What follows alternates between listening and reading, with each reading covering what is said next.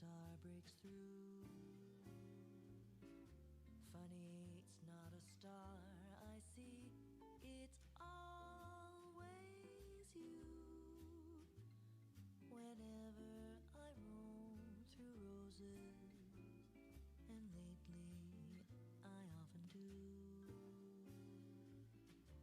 Funny, it's not a rose I touch, it's always you. If a breeze caresses me, it's really you passing by. If I hear a melody, it's merely the way you sigh.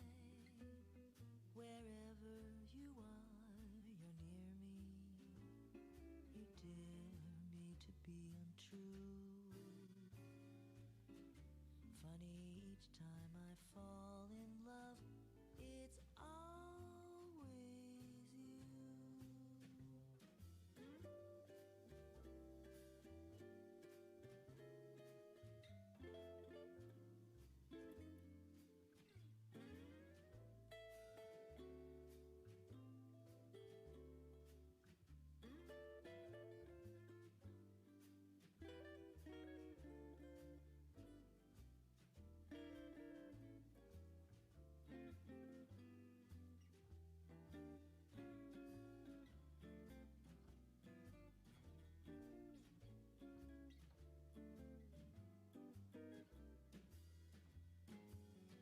If a breeze caresses me, it's really you strolling by. If I hear a melody, it's merely the way you sigh. Wherever you are, you're near me. You dare me to be untrue. Funny, each time I fall in love, it's always you.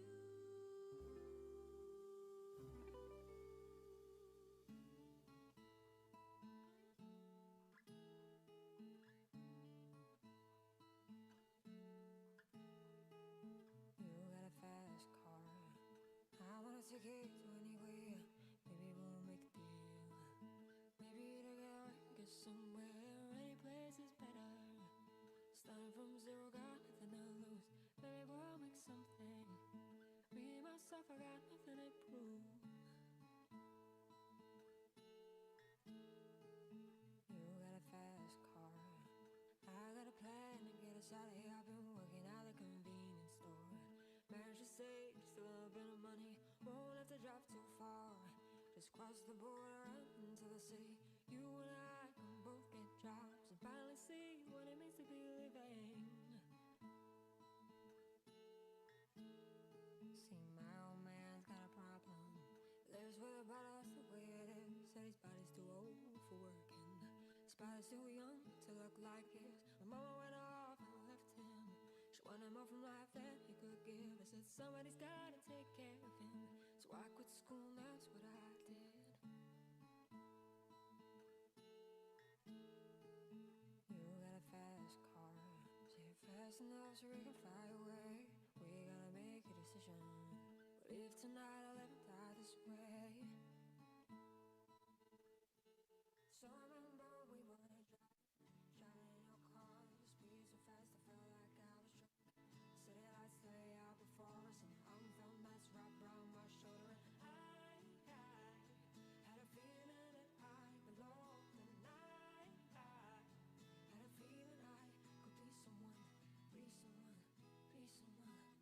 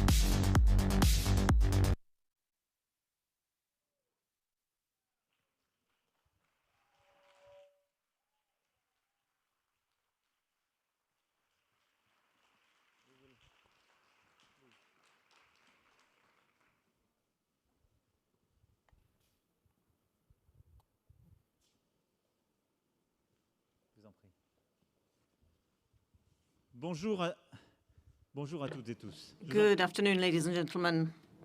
Merci.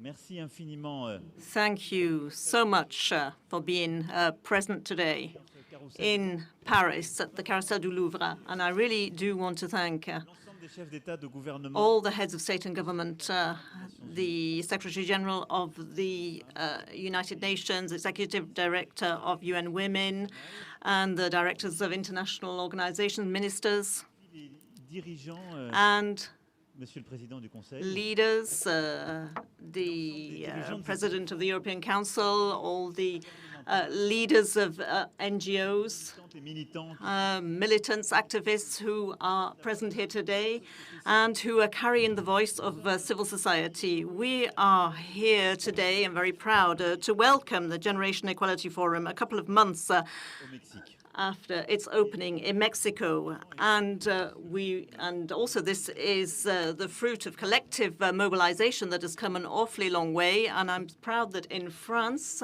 for 4 years now, we have made the subject of equality between men and women a major national cause.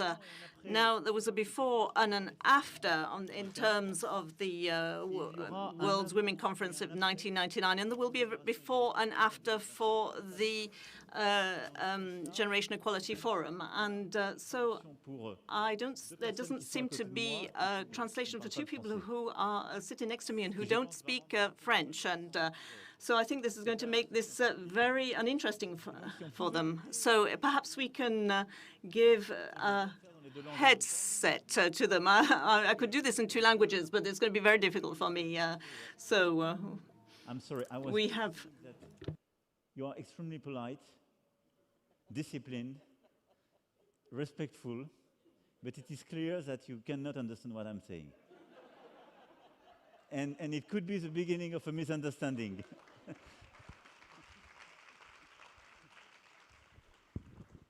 Est-ce que ceux qui sont dans la salle, vous avez... So the people in the room, do you have those things that you listen through? So perhaps I can organize with one of the negotiate with one of the organizers to have one of these headsets. Ouais, toi tu vas y arriver. Okay. I negotiated one for you.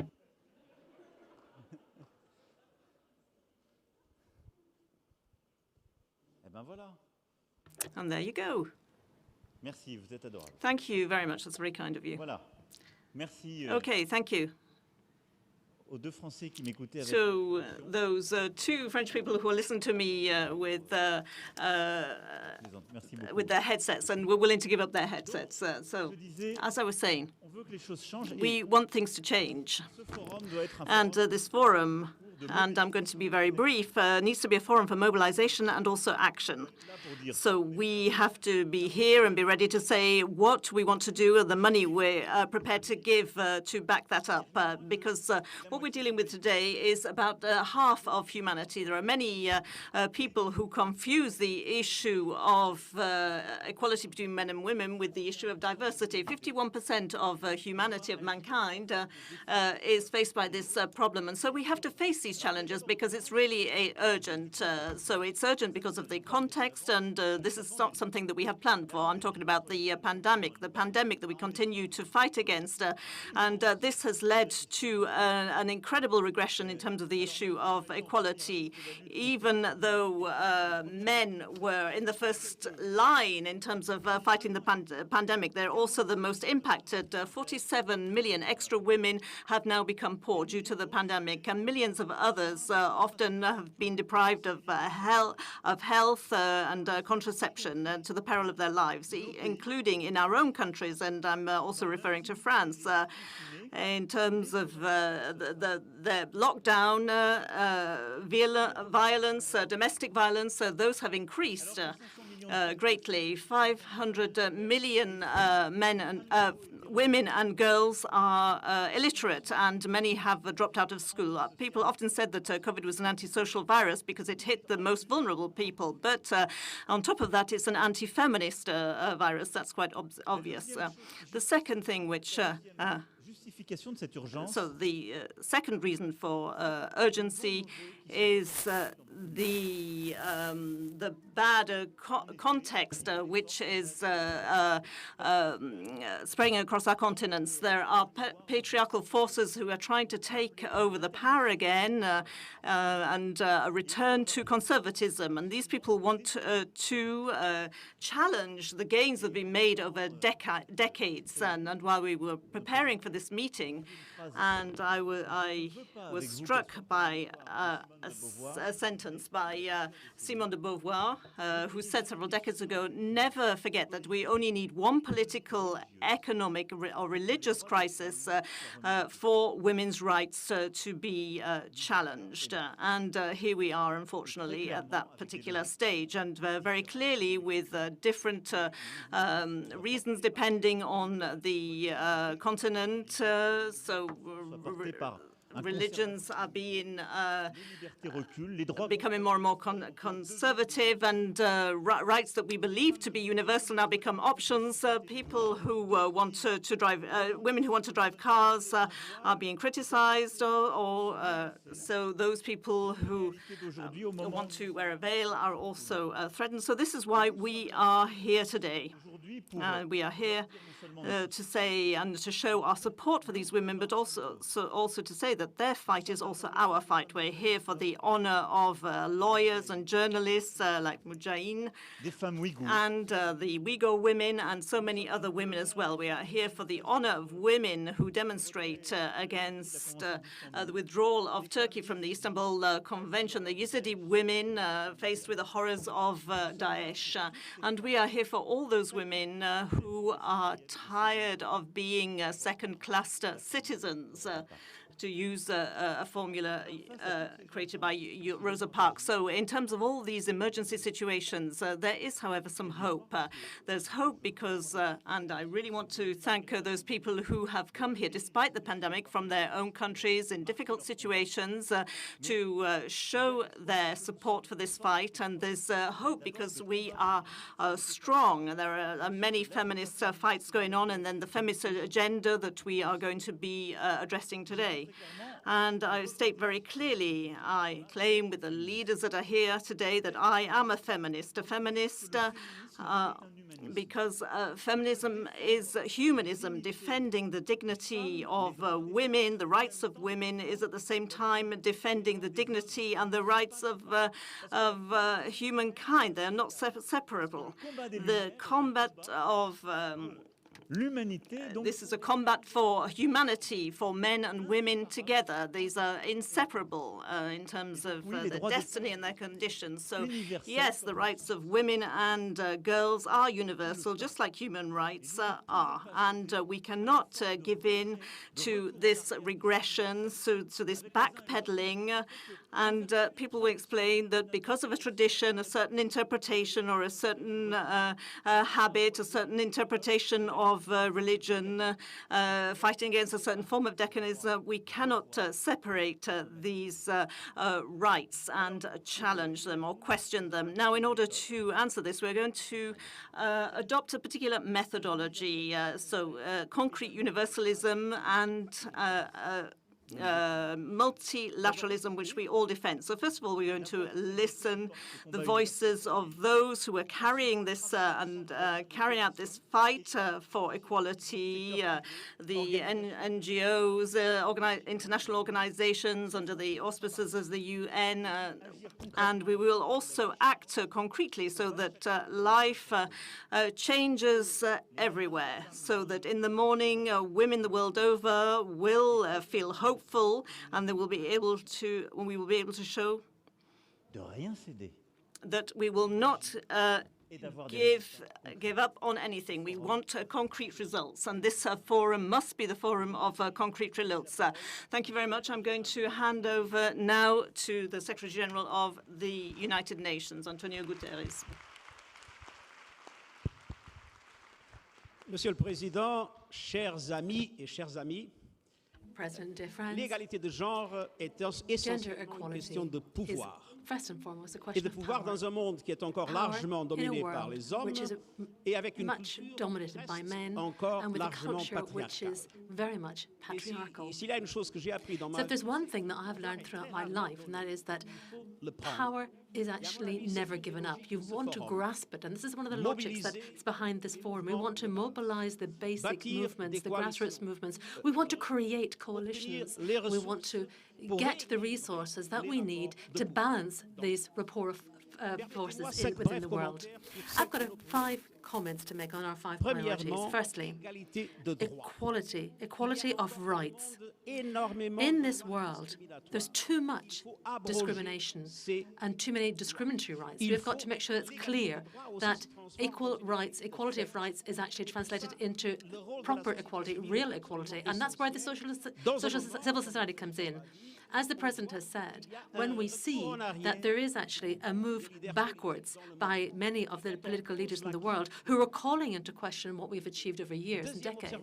The second comment is parity. Si l'égalité de genre est essentiellement une question de pouvoir, Equality is really a question of power. Parity is also important for how we distribute power. Parity within public administrations, parity within companies, parity within international organizations, and in particular, parity at the level, and particularly at the level where decisions are taken. If there's something I'm proud of, it's that fact that in the UN, after only 3 years, we have managed to ensure that we have parity in the high leadership. We have, out of 110 men and women, where we have parity between men and women. We have got 140 men and women working in parity across the world and in the leadership levels. And there's only a third, actually, 3 years ago. parité, élément essentiel. Parity is a key element if we want to redistribute power and if we want to create the conditions for gender equality. And yes, I see a difference here. I see in the quality of decisions that are taken. I see a difference also in the work environment where sexual harassment is much more difficult. I also see that there's a greater capacity to have gender equality at the heart of every policy and every initiative that we work on within the UN system. Third issue is economic parity, economic equality, equal wages. Again, it's a question also of employment, social protection. It's a question also of the health economy, the informal economy. That's the first victim as far as the economy is concerned. This is the first victim of COVID-19, particularly in developed countries, developing countries, where women play a central role in the informal economy and where they're paying the price of the pandemic. And then let's stop violence against women and girls. This is a key issue, a key point that the President has said. These things are getting worse with the COVID pandemic. Violence in all conflicts, in all tragic situations that we see across the world, we see violence. But there's also violence on the street and in our homes. One of the most difficult things that I had to do when I was Prime Minister in Portugal, that was to actually convince the Portuguese population, the society, that there was a real problem of domestic violence and to take the measures that we needed to take to actually come to an end of this violence. People said, no, that's not true, we don't have that problem, that's happened somewhere else, it doesn't happen in our houses. Well, we've got to really fight that type of logic where people deny the reality. We've got to make sure that we fight against violence against women and children, and that has got to be the key of all of our policies and our objectives. And the final point I wanted to make, my final point, je fais confiance aux nouvelles générations. I am very confident in the new Je crois que generation. le dialogue intergénérationnel, And I think that the intergenerational dialogue is absolutely essential if we want gender equality. But we've got to remember that in our society, we haven't yet got the institutional mechanisms that work correctly so that young people can effectively intervene at decision-making level in either societal terms or in political or economic terms. So we want to imagine that in this new digital society, we will enable young people to play a much more effective role in our decision-making mechanisms. That, I think, is another key tool for us to achieve gender equality. And then just two very quick final comments. And I just wanted to actually underscore what the President has said, that we now are seeing a regression championed by some political or economic leaders and religious leaders throughout the world. il faut, si vous me permettez We une need, phrase en anglais, if I can say it in English, pushback we've got against to push back against the pushback. c'est une bataille idéologique. It is an ideological battle, and we have got to win that ideological battle Conservatrices for qui se développent un peu partout dans le us monde. to counter these conservative forces across the world and who are calling into question the achievements that we got from Beijing. Nous vivons dans une société And qui we est are living in a society which digitale is avec une more and économie more digitale. digitalized, with an economy which is a digital un grand economy. danger pour But l'égalité de that's where there is a real trap for gender equality, because in the technological Et ça a un impact. careers, we have a majority of men, and that has a huge impact. Misogyny is in Silicon Valley. It's in the Silicon Valleys of this world. And when we see the impact of this male majority population in software and in the algorithms, it's clear to see that they are biased against women. One simple example, an American couple where the woman was actually wealthier than the man went to open up 2 accounts in a bank. They asked for credit cards, and the credit limit for the man was a lot higher than the credit limit for the woman, even though the woman was actually more wealthy than the man. So they kicked up a bit of a stink, and the bank officer said, or the bank manager said, no, that's actually the way the computer does these things. It was the algorithm that brought up that decided that. And because of these algorithms that are developed using artificial intelligence and all other tools that we have in our digital economy, there's a bias. There's a very clear bias. So we've got to reestablish a gender balance in that area as well, which is a key area for the future, so that the question of power can actually be properly addressed Ce forum at all levels. This forum is a great opportunity. It will enable us to come together and to join forces in this battle, which is important for both women and men. It's essential for us all.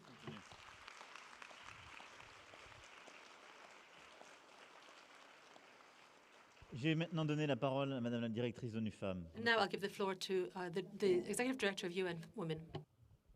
Thank you very much, dear President, and thank you for having us. Thank you to France and Mexico. No, let me take this off. Thank you to France and Mexico for both countries made this day possible. Thank you, SG, and thank you to the President of the European Union and our youth representative for being here. Women everywhere in the world are squeezed into a small corner. Women make up 1/4 of those who are managers. They are 1/4 of parliamentarians around the world. They are 1/4 of those who negotiate in climate change. They are less than 1/4 of those who negotiate peace agreements. And all these decisions have a fundamental impact in their capacity to have a life that is meaningful. When I started to work for UN Women, my budget was also 1/4 of $1 billion. And it was meant to increase to $500 million, and this was my assignment. Of course, we did that and we went past of that. But clearly, that was never enough. That was never enough for the large problem that we face in society that impacts on women. And so I went out to you, many of you in this room, to assist. I went to private sector, philanthropists, to young people, both young people and adolescents, to civil society who were already part and parcel of fighting for change for women. I also went to civil society, who was another strategic ally for UN Women. Because generation equality, which brings us together here for both me and President Macron, is about change. It is about moving from making promises to telling us what you are going to do for the situation of women to change. So today, so that I'm not clear, I'm going to have to tell you what we have been able to do. We have almost 1,000 commitments that have been made by member states, by private sector and the other actors that I have highlighted, which will change the lives of women in the 6 areas that we have identified in generation equalities. Countries from the south have put their foot forward. Regional organizations like the AU and the EU have put their foot forward. Young people, through their advocacy, have put their foot forward. And philanthropists and private sector and our member states have put their foot forward. So we now have over $23 billion that has been put forward by all these actors.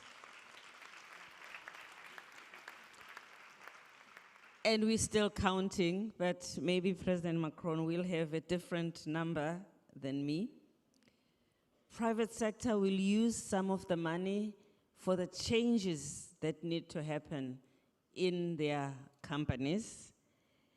The philanthropic organization will use the money for grants, and I'm glad that some of the grants will support small grassroots organizations, youth organizations to do their work. And of course, member states have committed to change policies, programs, including making sure that the number of women that are represented in their government increases. I have governments who are here today and at home who will tell you about what they are going to do. I don't want to steal their thunder. So today is a happy day from that perspective, but this is not everything we need. The fight still has to continue. What we are doing today is to take a step forward. We are extending the number of people who participate in gender equality. We are also intergenerational in that young people are at the core of what we do. If what we do does not benefit and change the lives of young people, we would have lost it all together. We thank you for the contribution that you have made, but also we call on you to stay with us, to monitor what we do with these resources. In UN Women, we have put in place a secretariat that will oversee the implementation of this and will report. We have organizations that will also implement in group. In the care system, we have organizations that will implement together. In police, that will change their policing into gender responsiveness, they will be a group of countries that are coming together, and some of them will name their, will say who they are. So this is what we see as enhanced multilateralism. This is what we see as support to the work that we do in an intergovernmental space where we need to be pushing up all the time so that there is a race to the top. I want to say 1/4 is not enough. One quarter is not equality. Equality is one half, where both men and women are together. Thank you. Thank you so much. I will give the mic to Chantal Marekera, founders of Little Dreamers Foundation. Chantal, the floor is yours. Thank you, President Macron. And as President Macron has said, we are here for concrete results. And as youth, we are saying we are here and we mean business. Let me show you what I mean when I say we mean business.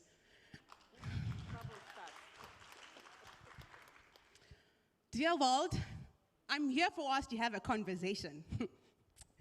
A conversation. Dear world, fighting for women and girls' rights is hard. And as Elena Cohen would say, it is a protest against, a protest for, and a protest within. It is a story of everyday struggle and collective resistance, which is even harder when you're 24, in college, holding 2 part-time jobs, and still trying to run a non-profit preschool and balancing all that with advocacy work. And just 2 weeks ago, as the youth leaders, we held a pre-Paris conference where we brought all young people together, and we were literally sleeping at 2 or 3 a.m. every day. And we had to be up by 5 a.m. the next day to finish off school deadlines. But we continue doing it.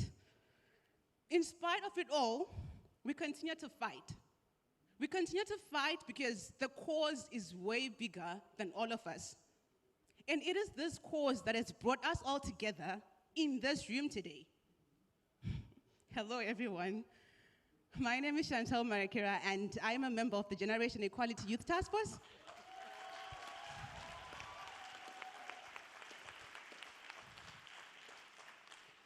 And a girl advocate from Zimbabwe. And as a youth leader who has had the privilege to be involved in the JAF through the Youth Task Force and through the Action Coalition Working Group, I know all about the monumental work that is being done in this intergenerational and multi-stakeholder process to transform power and to change the lived realities of women all over the world. But as I was reflecting, it occurred to me that being in this room today is a privilege. Watching online, being among the 40,000 plus people watching online is a privilege. Knowing about the Generation Equality Forum is a privilege. And with privilege comes great responsibility. And so now, my question to you is, what responsibility do we owe to all those who don't have the privilege to be in these spaces? That 15-year-old girl from Murambinda, Zimbabwe, who has faced all the bruises of patriarchy every single day of her life, left, right, and center, married off at the age of 15, simply because the parents wanted to raise money for her brother's fees, because the brother, after all, is the one who has to carry off the legacy of the family, right?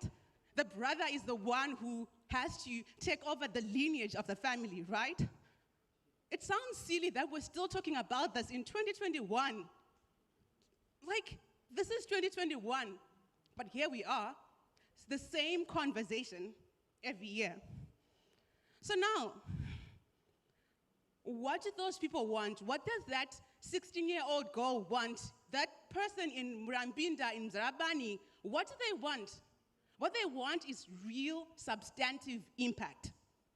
Impact, real and tangible impact. And that's what I want us all to keep in mind as we kickstart this forum today. Thank you to all those thousands of organizations who have made commitments, to civil society, governments, UN Women, everyone who has made commitments. Thank you. Those 150 plus youth-led organizations who have made commitments. Yes, we are doing it. But on behalf of those who don't have the privilege to be here, on behalf of the Youth Task Force, on behalf of the National Gender Youth Activists, on behalf of the Youth Action Coalition Callers, on behalf of civil society as a whole, we now demand accountability, transparency, and real substantive impact for all our constituencies. Yes, the commitments are now on paper, but now we call all the commitment makers to see their commitments through. Enough is enough. And as E.D. Mama Pumzile would say, we are done talking. We are done talking. We are done talking.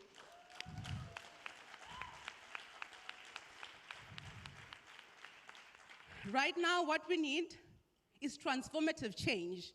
Change that is visible to everyone, not just those in this room or those participating in the forum virtually, but even those who have no idea about the GEF. We want women and girls and gender diverse individuals from every part of the world to notice this sudden shift in the air and start questioning, wait, why is there a noticeable shift in racial justice, in economic justice, in education, etc.? And then we'll be there, standing proud, and we'll be saying, we did that. That intergenerational, multi-stakeholder process did that. It is our process. And as we start off this forum, dear world, the Paris Forum is not the end, it's just the beginning.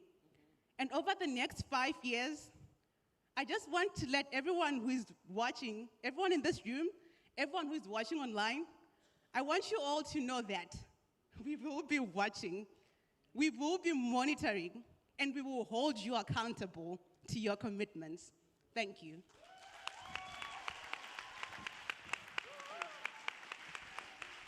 Thank you, Chantal. Dr. Phumzile wanted just to make a precision. Well, dear President, I just wanted to correct myself. We actually have 40 billion, not 20 billion. We have 40 billion. Thank you. Merci beaucoup. On va maintenant passer. Thank you very much. We're going to hand the microphone to the people. I'm going to Michel. Merci. President of the European Council, Mr. Charles Michel. Thank you very much. Thank you very much, President. Thank you also for your commitment and the commitment from France and your own personal intervention here today. I think that dignity, gender equality, the gender equality of opportunity, this is really at the heart of the European Union's values as well. It's at the heart of our construction of Europe. And I think that while we are working collectively to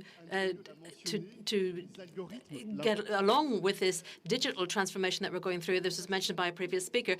Also, the climate transformation. Well, this is also an opportunity for us to actually manage this change without actually committing the errors of the past, by using all of our talent, by making sure that gender equality is actually at the heart of these changes, and that enables us to actually bring about these economic and social changes, enabling us to move forward stronger than in the past, carrying with us these values of humanism and humanity. The second point I wanted to make, to raise is the idea that education is the key to all of this, because it's in our brains, it's in our minds that these changes have got to happen, to mobilize everyone, to ensure that we know, that we understand that this equality of rights and opportunity has got to be at the center of everything we do. And the third element I wanted to raise, it's true, we see this, that for some time we have seen in Europe and elsewhere, there have been some attempts to try and call into question progress which we have made in the past, progress which we had worked for.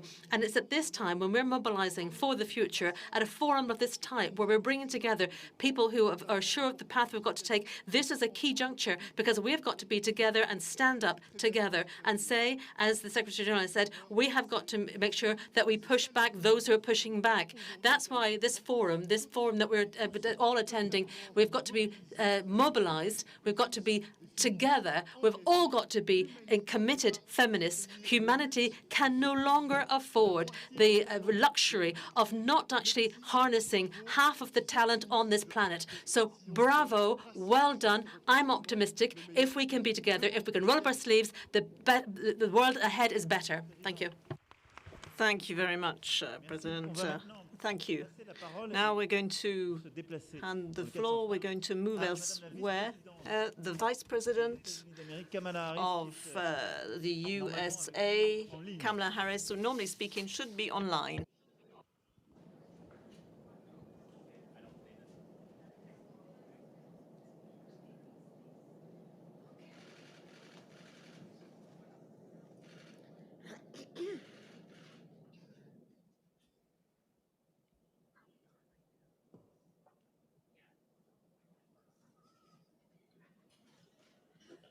He took me out of order.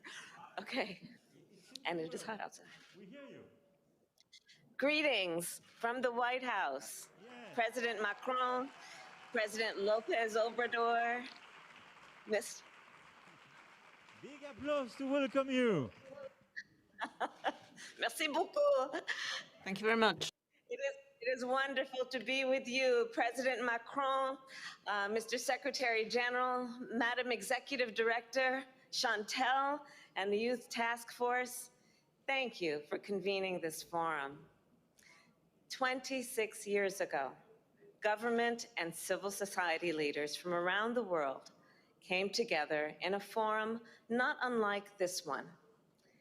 In Beijing in 1995, Hillary Rodham Clinton issued a clarion call to the world, and the United States became one of 189 nations to adopt the ambitious Platform for Action.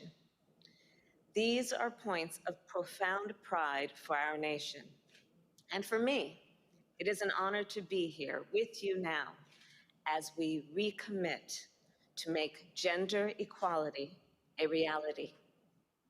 Over the past 5 months, I have met many world leaders, and we have discussed some of the most pressing issues of our time: COVID-19, climate change, threats to security, and threats to democracy.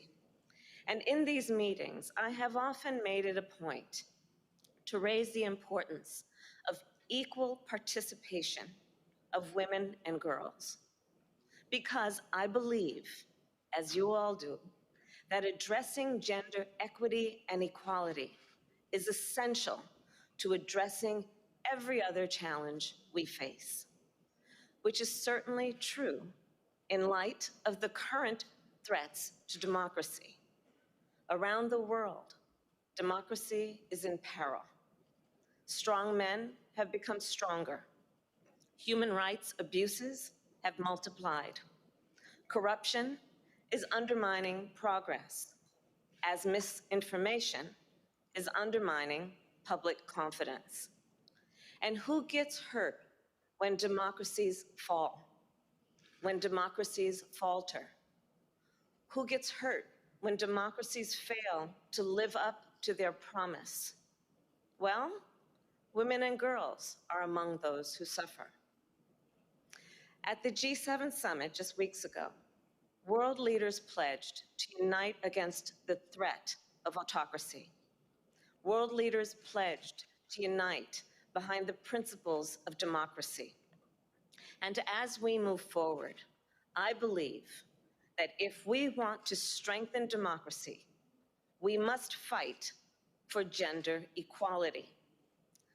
Because here's the truth: democracy is strongest when everyone participates, and it is weaker when people are left out. And we've seen this here in the United States.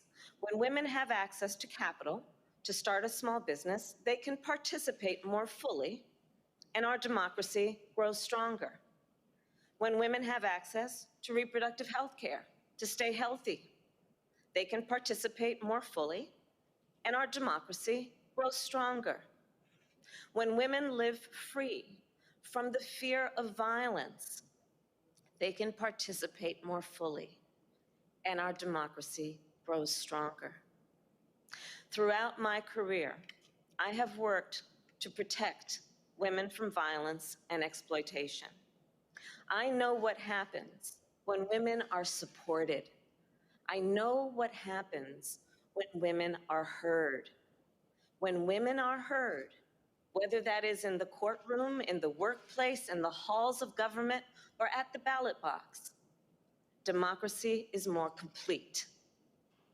So I know without doubt, gender equality strengthens democracy.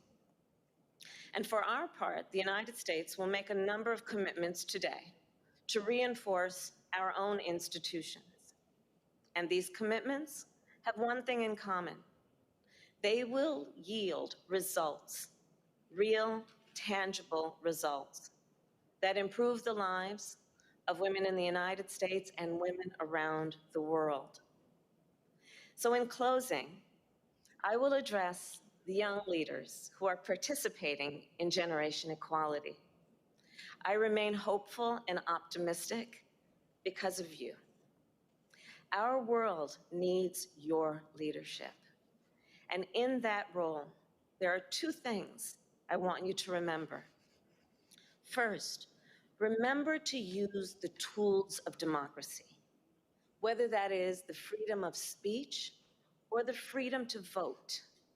And if you do not yet have those freedoms, fight for them. And know we will fight alongside you. And the second thing I want you to remember is this.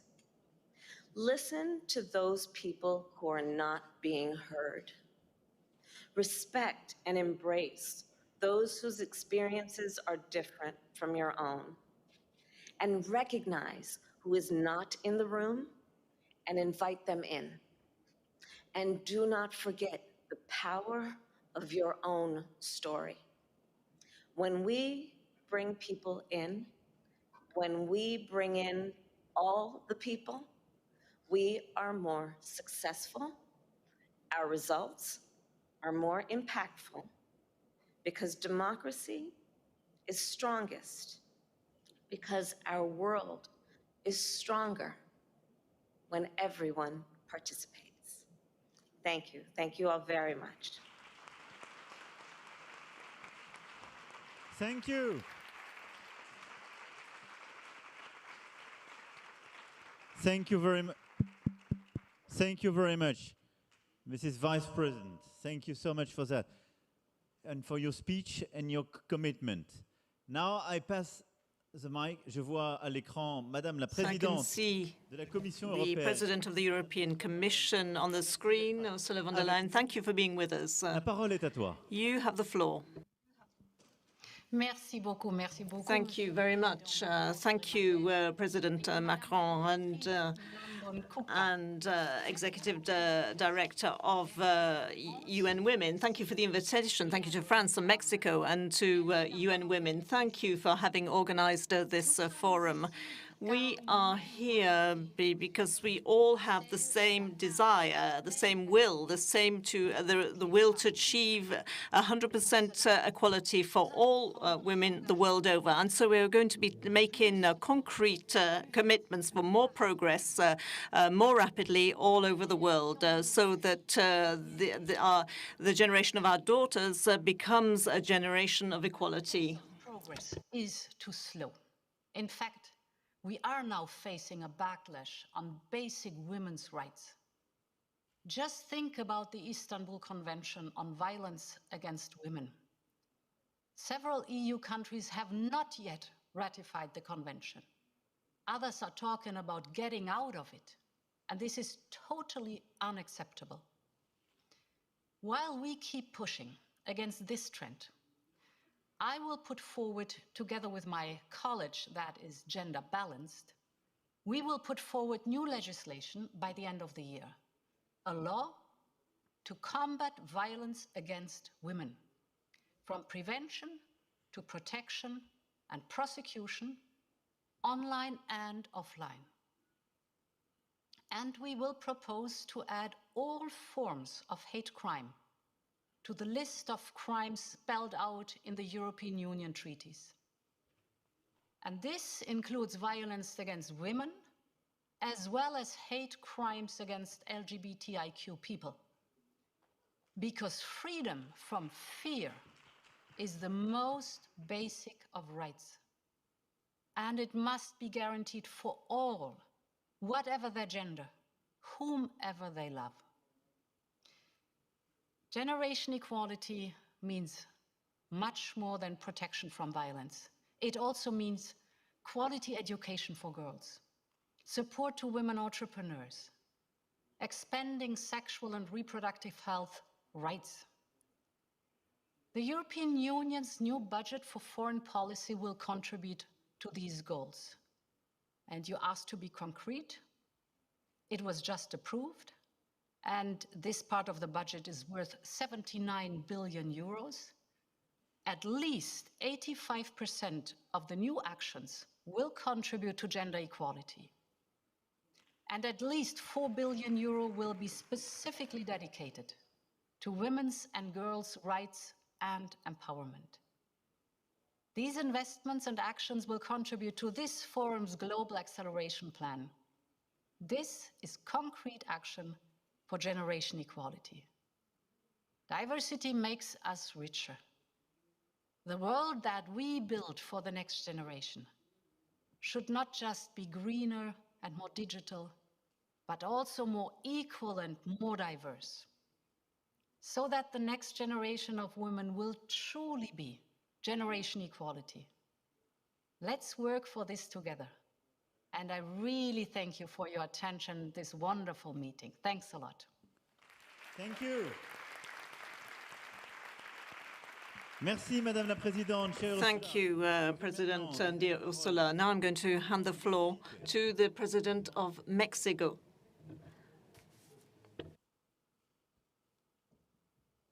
Me da mucho gusto I'm very pleased decirle a ustedes, to be able to address you ahora que se concluye el foro as sobre forum igualdad on equality begins, que iniciamos en el mes that de marzo. we began, and also which began in earnest in the month of March. And so we would like to greet France and Mexico and send special greetings to President Macron and all those people who are participating in the forum and organized it. It is so important to talk about equality, No solo de la igualdad, not just gender equality, desde luego, of course. iguales, hombres y We are all equal, men and women, mujeres, and seguir combatiendo, we must continue to fight against machoism. olvidar But we should never forget la igualdad económica y social, economic and social equality. el fundamento This is para lograr una sociedad. crucial in order to have a better society. Here I have a fighter, a statue of a fighter, someone who fought for equality, José María Morelos y Pavón, José María Moreno. cura rebelde And he, y justo, this en 1813, fighter, in 1813, un documento que se conoce he pronounced de la nación. a document which is called the Sentiments of a Nation. Documento, And in this particular document, entre otras cosas, amongst other things, it says que se modere la indigencia y la, that es decir, that poverty should be reduced, that there must be equality. In this document, it also states planteaba que se eleve el that salario del peón, that everyone is equal. And decía Morelos de manera Morenos said sencilla, in very simple terms that from the farmer's son and to the people working in the mines, igual que al hijo del más rico, and also the sons of the richest people on earth. José María Morelos, And he also said que se constituya, that que haya tribunales there should be courts que defiendan that defend al débil the weak comete el fuego. people from the abuses of the powerful. Morelos. This was what Moreno said, and this was his fight for equality. Cómo And manera sencilla. this, you can see, it was very simple, and yet it was very deep-rooted. And this is what our heroes have taught us, that we must fight for equality, for justice. Como lo hicieron los franceses As durante la the French did during the Revolution. libertad, As they said, liberty, equality, fraternidad. and fraternity. Un saludo. So greetings to all. Merci. Thank you. Merci au président du Mexique. Thank you to the President of Mexico. Now, before we go into the different themes, Elisabeth Moreno. and we have a minister who will be organizing one of the themes, and we'll be taking them one by one. And then after these introductory words, and before we go into the various themes, we will hear from two generations of human rights defenders. So I'm going to call on to the stage Hillary Clinton and Julieta Martinez. La vice-présidente Harris a rappelé. So, Vice President Harris reminded us of the role played by Hillary Clinton and Julia Martinez in respect of human rights.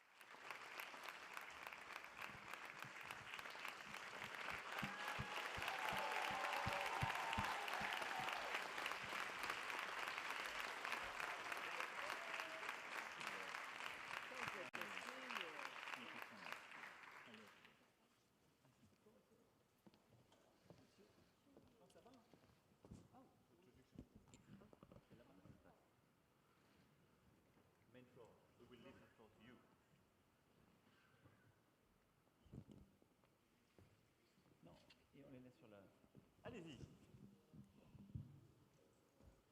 Et nous, on descend.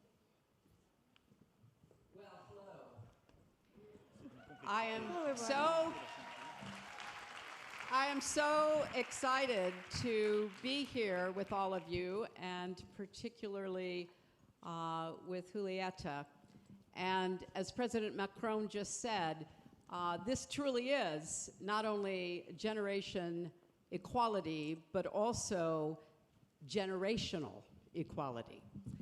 And 26 years ago, when the world spoke with one voice that women's rights are human rights and human rights are women's rights once and for all, we made a commitment that was embodied in the Platform for Action, adopted by 189 countries. Imagine. Can you think of something we could get 189 countries to agree to today? Well, that has to be our goal, doesn't it? And what we hope is that out of this forum will come the same level of commitment, of a mission to continue the progress that was started and spread throughout the world 26 years ago. Julieta, how do you think about the progress that we have made so far, and what more would you like to see happen because of generation equality? First of all, it's a pleasure to be here with you, Hillary. It's a pleasure to be here sharing this space. There's a lot of things that I have in mind, but to begin with, I'm thinking about what's the importance of girls and adolescents to be considered in decision making. But I'm pretty sure you know that when I talk about being considered in decision making, I'm not talking about inviting young girls to give a motivational speech and that's it, or go to the final picture, post with us. I'm talking about seeing girls, consider girls as political beings. Girls understand what's happening around them. Girls understand what are the problems, the problematics that are affecting their communities, their realities. And they can and want to be part of the change, of the solutions, of effective solutions. Well, I think I could introduce myself now. My name is Julieta Martinez. I'm 17 years old. I'm Chilean. I am Latina. But today, on this stage, I don't want to be just Julieta. I am Melanie from Ecuador. I am Daniela from Venezuela. I'm Sofia from Costa Rica. I am Galilea from Mexico. And just to name you a few of the amazing friends and allies that I have in my platform, the Tremendos, the collective. These are girls that are fighting every single day of their lives for their rights, for their causes, for social justice and dignity. But we don't see them. They don't have the spaces. They don't have the tools. They don't have the mechanisms. And you know what's the worst part, Hillary? They feel alone. And for years and years and years, we have felt alone. And now I'm one of the privileged ones, because there's girls that have said to me, I feel like the system have abandoned me. So, what should we see right now? What's the important thing of all of this? I think we should talk about accountability. I think we have to talk about responsibility. We can't invite girls just for the picture. We can't invite girls just for an inspirational speech. We need to be part of the decision making. We need to be part of the incidents. Because right now I have the privilege to learn English. There's a big language barrier. I was super scared at the beginning. I was saying, gosh, what if I fail talking English? You know? I think there's another thing that I wanted to bring to the table. I think it's really important to talk about. And it's about climate justice. I think it's something that Kamala mentioned before, right? We're right now having a lot of crises, and I really think that we should talk about intersectionality. You know, according to the Drawdown Project, it is estimated if we give every single girl in the world access to education and family planning, we could get to reduce up to 105. And I repeat, so 105 gigatons of CO2 by the year 2050. And I quote Malala, an educated girl not only prescribes quality of life, but enables her to change the world. We need, once again, we need the tools, we need the mechanisms, so girls can act and actually search and fight for a more equal future, but also present, a more sustainable future and present. I think there's a lot of things we need to address, but I think the most important part is that I'm talking right now with the world leaders. And I don't want to sound cliche. When I talk about hope, when I talk about the importance of acts, I don't want this to sound cliche. Because I see every single day of my life what girls are suffering, and that girls felt alone. But we can change this, and we can change for the better. I think if we take this into account, we can actually move forward. I agree with you absolutely, completely, and I think that the commitments that are being made because of this conference can take us a long way, but I agree we need accountability, we need transparency, we need to understand what it is we're trying to achieve together. And when I said that 26 years ago about women's rights and human rights, now looking back, I believe we have made progress, not near enough, and that we have to recommit ourselves to going even further. But we also need the power to claim those rights. Rights without power adds up to very little.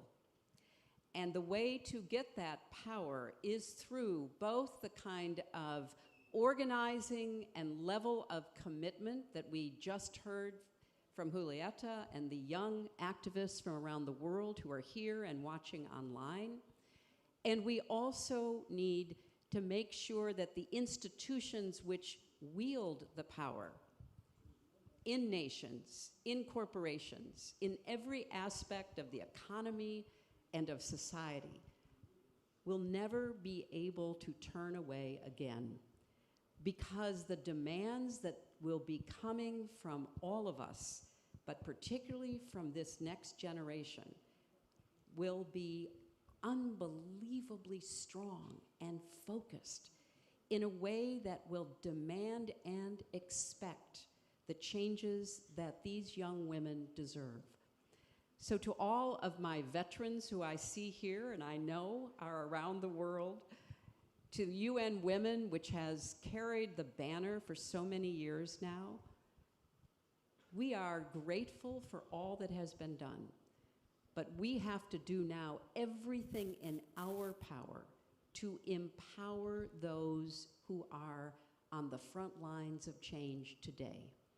Generation equality is possible if we determine to make it so. Thank you all very, very much.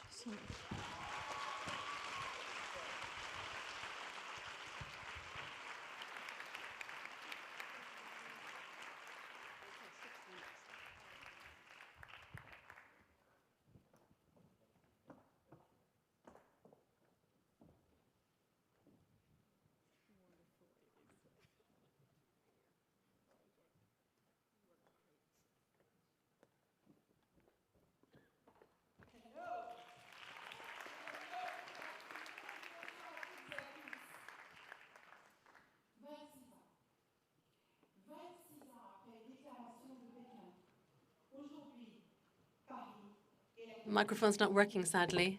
The microphone is not working.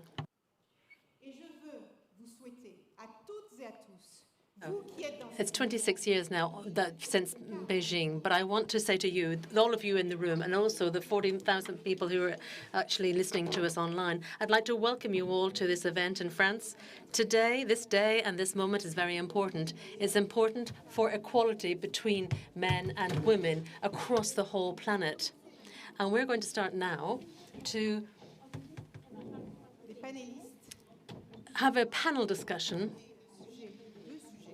with a list of panelists who have been waiting to talk about something which is very important to us all. It's a subject which is at the very heart of the Generation Equality Forum, and that is access to education for young women and the economic autonomy of women. These are issues which have really been brought into question again by the COVID-19 pandemic. Let me first of all invite to join us on this stage. I'd like to invite Madame Ruth Quieta-Yago, who is from Burkina Faso, who is an actress and an economist. Miss Alice Albright, Director of the World Partnership for Education, and also Madame Yande Bonda, who is from Zambia, who is a militant for the rights of children and access to education for girls, and also co-chair of the Transform Education Program, which is an initiative from the UN for the education of children and young women and girls. I'm also delighted to welcome along with us Madame Audrey Azoulay, who is from UNESCO. Bienvenue, mesdames. Madame Rukiata Ouedraogo, vous êtes comédienne. So you are, Madame Rukiata Ouedraogo, you are an actress, and you also work in Burkina Faso for equality between men and women. I am delighted to hand you the floor. President of the Republic, Honorable Assembly, good afternoon. I'm Rukiata Ouedraogo. I am an actress, and I'm also write plays, and I was brought up in Burkina Faso. I'm very, very pleased to be here today. President of the Republic, let me thank you and all those who invited me to come along and take the floor today to speak to you. Burkina Faso is a country which is confronted by all of the problems that an underdeveloped country would actually confront. And also, we have had a real security crisis over the last couple of years and months. Our villages are attacked by terrorist bands, and the government is actually moving backwards. And the population is actually fleeing this violence and ending up in refugee camps. So if that wasn't enough, the worldwide pandemic of COVID-19 has actually hit upon the society of Burkina Faso. And this is really affecting the population in an unacceptable way. Women and children are the first victims of such crises. We've seen that there's been an increase in violence, particularly sexual violence against women and children, an increase in the in psychological problems, a drop out of scholarity, and so you can imagine the whole list of abominations that is happening in my country, and it is so painful to see this happening.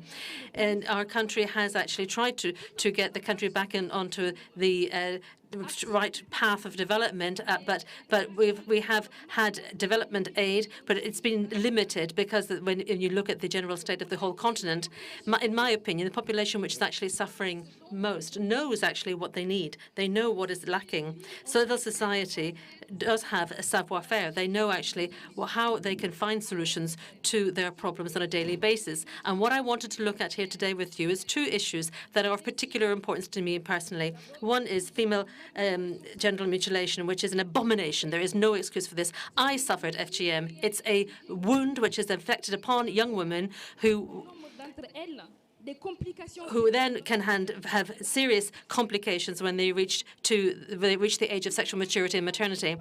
And this is part of the patriarchy, which continues this absurd tradition which a basic education should eradicate.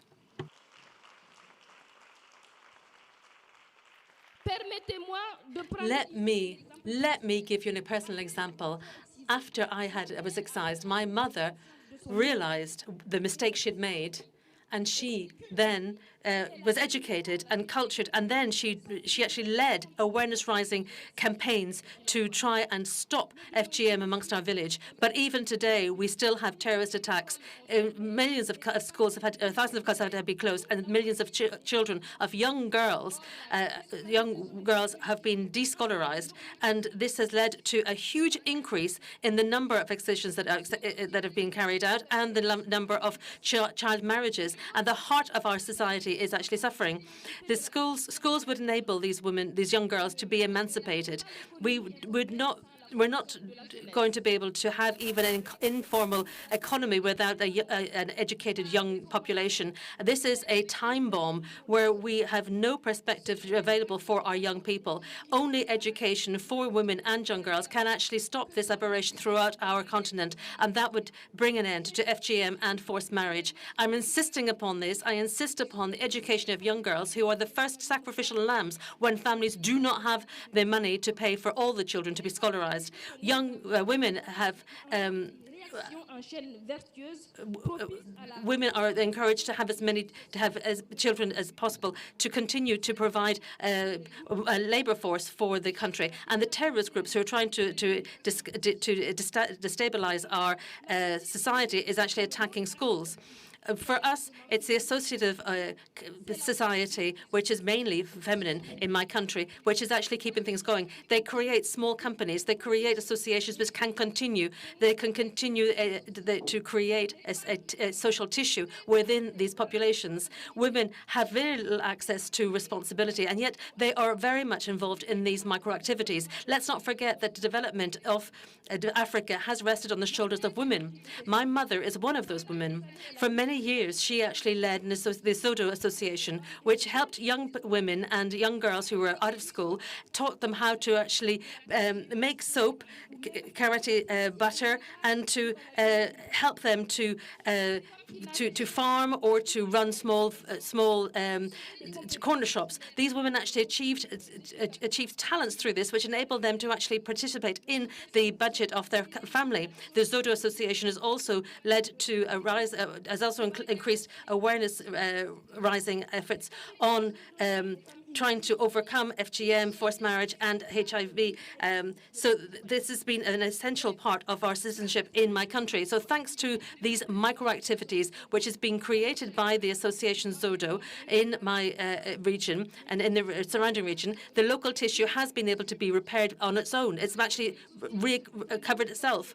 And we have been able to overcome some of the harm that's been carried by underdevelopment. And we left so much to the caritative societies.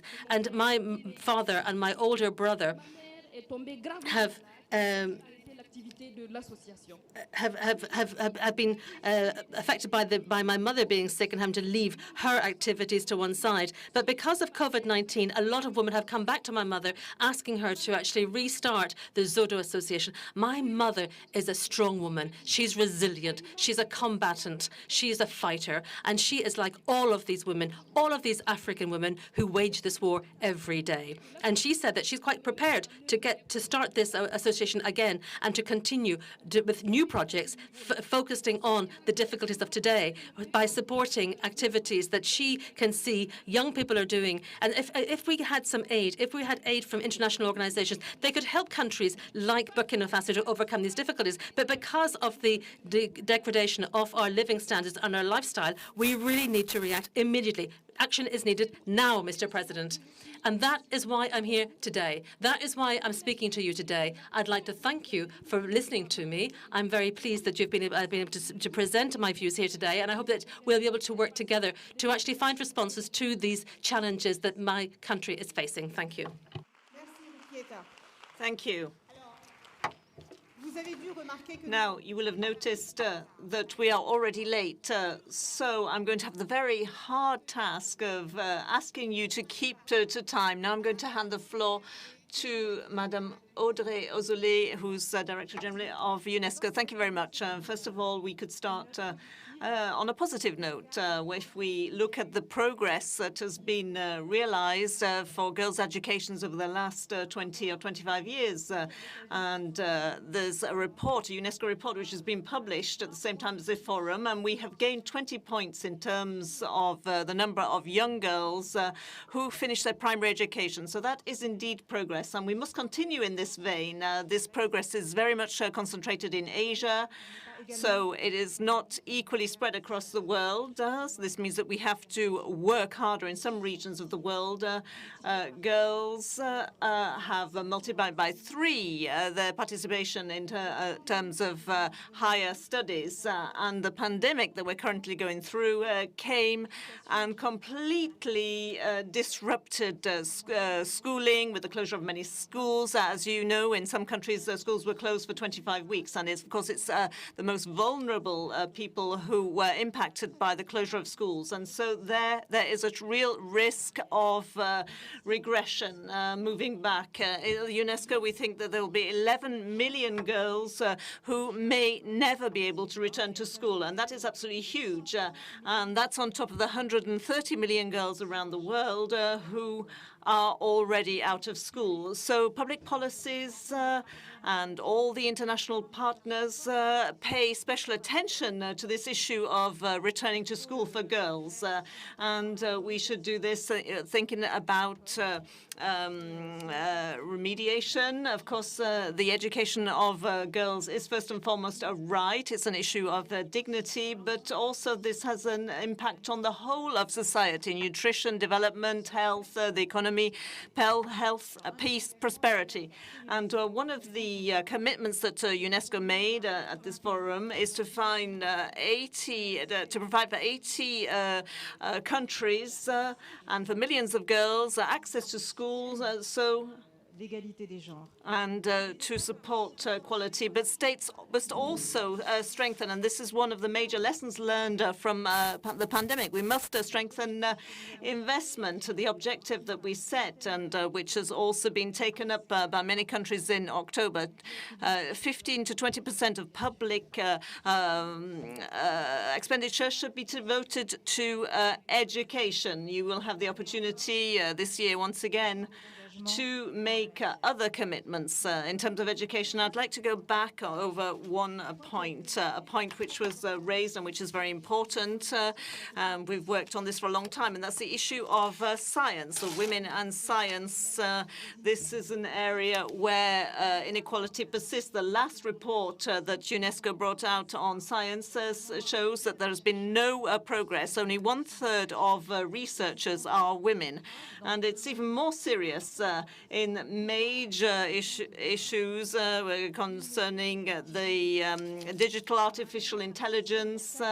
In artificial intelligence, we have 4 times more men than women, and this is about the future of our society. It's a major challenge for training programs. This all starts with education, education of girls, to push them into these particular areas. It's also an issue of ethics for the whole of mankind, and it's a very important chapter of a recommendation that the members of UNESCO will be adopting at the end of the year in terms of ethics and artificial intelligence to better take account of bias particularly in terms of gender. So I'd like to greet and celebrate the young people who are here, women who take a risk when they participate in public life, philosophers, judges, artists, journalists, and also I'd like to pay tribute to those who've been role models, particularly to Hillary Rodham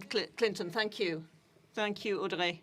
Yande Banda. Yonde Banda, you are the co-president of the Transform Education program. This is a UN initiative for girls' education in Zambia. You have the floor. What we have found is that COVID-19 has been the biggest disruptor to education in modern history. It's no longer just a problem. It's meager to call it that. It's a crisis in education, and we must act on it urgently. Today, I stand on behalf of the young girls and women who are continuously changing this world and demanding for better. We're demanding for our fundamental human rights, and our messages are clear. Firstly, we demand to see a redesigning and restructuring of our global education systems to make them more inclusive, gender transformative, and accountable. It is clear that we need to invest in our global education systems to ensure that they're yielding to the problems and the key sustainability issues of the world, from the climate crisis to gender equality and leadership. We must change that. Secondly, we're demanding that young girls and women are meaningfully involved in key decision-making spaces and processes.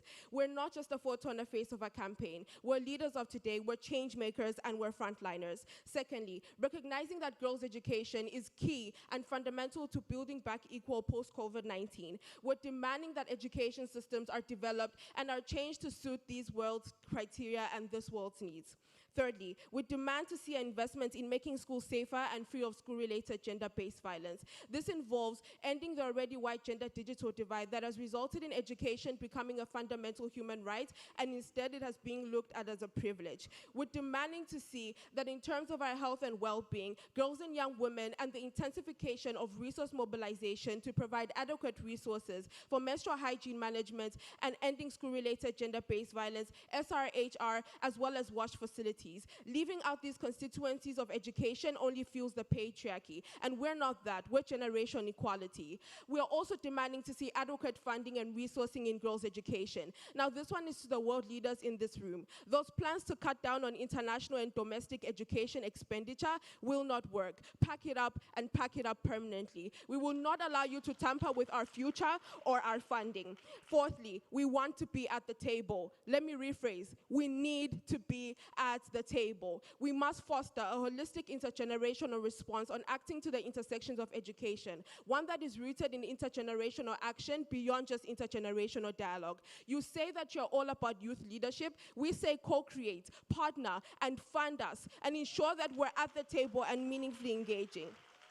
Finally, millions of girls, millions of us are expected not to return back to school post-COVID-19. Millions of girls have been exposed to teenage pregnancy, have been pushed into childhood labor, and have been exposed to early childhood marriages. This is unacceptable. We must fight this. We're demanding that our education is put at the center of the resolutions and solutions in the action coalitions, and that we rally by investing in ensuring that girls' education changes and challenges the status quo. Now, you say that you will build back better post-COVID-19. We say show us. You say you will create a greener, more prosperous future, and we say show us. Show us gender transformative education systems. Show us an education that centers gender equality and climate, and show us an education that is accessible to all. We have the lived experience, we have the knowledge, and we have the numbers if we work together. World leaders, heads of civil society organization, the media, young girl activists, young activists, if you're with us and for our future, stand now. Wow. Thank you. World leaders, if you're with us and if you're for our future, then stand up. Stand for our future, stand for our funding, and stand for our education. This is no longer an if issue. We must be at the table. We must ensure girls are getting back to school, and we must do it now.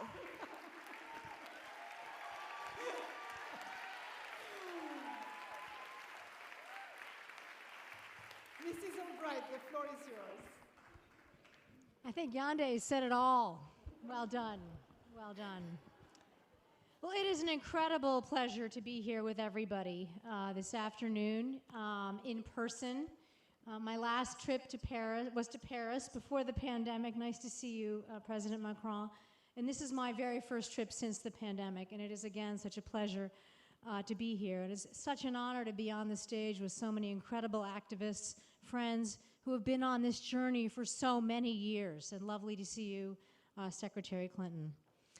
President Macron, I'd like to thank you so much for your leadership on girls' education and education in general across the years. You've been an incredible friend to my organization, and we are most grateful.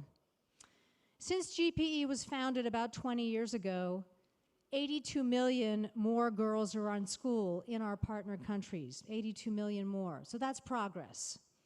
But, as my dear friend Audrey has said, 129 million girls are not in school. And nearly 1 in 3 girls in very poor countries will never, ever set foot in a classroom in their lives. And many girls, even though they are in school, aren't learning very much. And all of those numbers were before the pandemic. And we know that since the pandemic, girls have faced more early childhood marriage, more domestic chores, more sexual violence, and less education. And depending on how you measure it, it's possible that 20 million more girls may never return to school as a result of the pandemic. Why does all of this matter? It matters because educating girls, all of our girls, is the smartest investment a country can make. We can boost economies, we can boost productivity, we can improve health outcomes, we can equip countries to face some of the greatest challenges ahead of us, in particular, as many people have talked about it, climate change. The question in front of us today, 26 years after the Beijing conference, is does the world have the will to transform societies by educating girls? This, my friends, is the challenge of our lifetime. As a partnership and a fund, I can assure you that my organization, GPE, has both the will and the know-how to meet this challenge. We have a bold new vision to help countries transform education.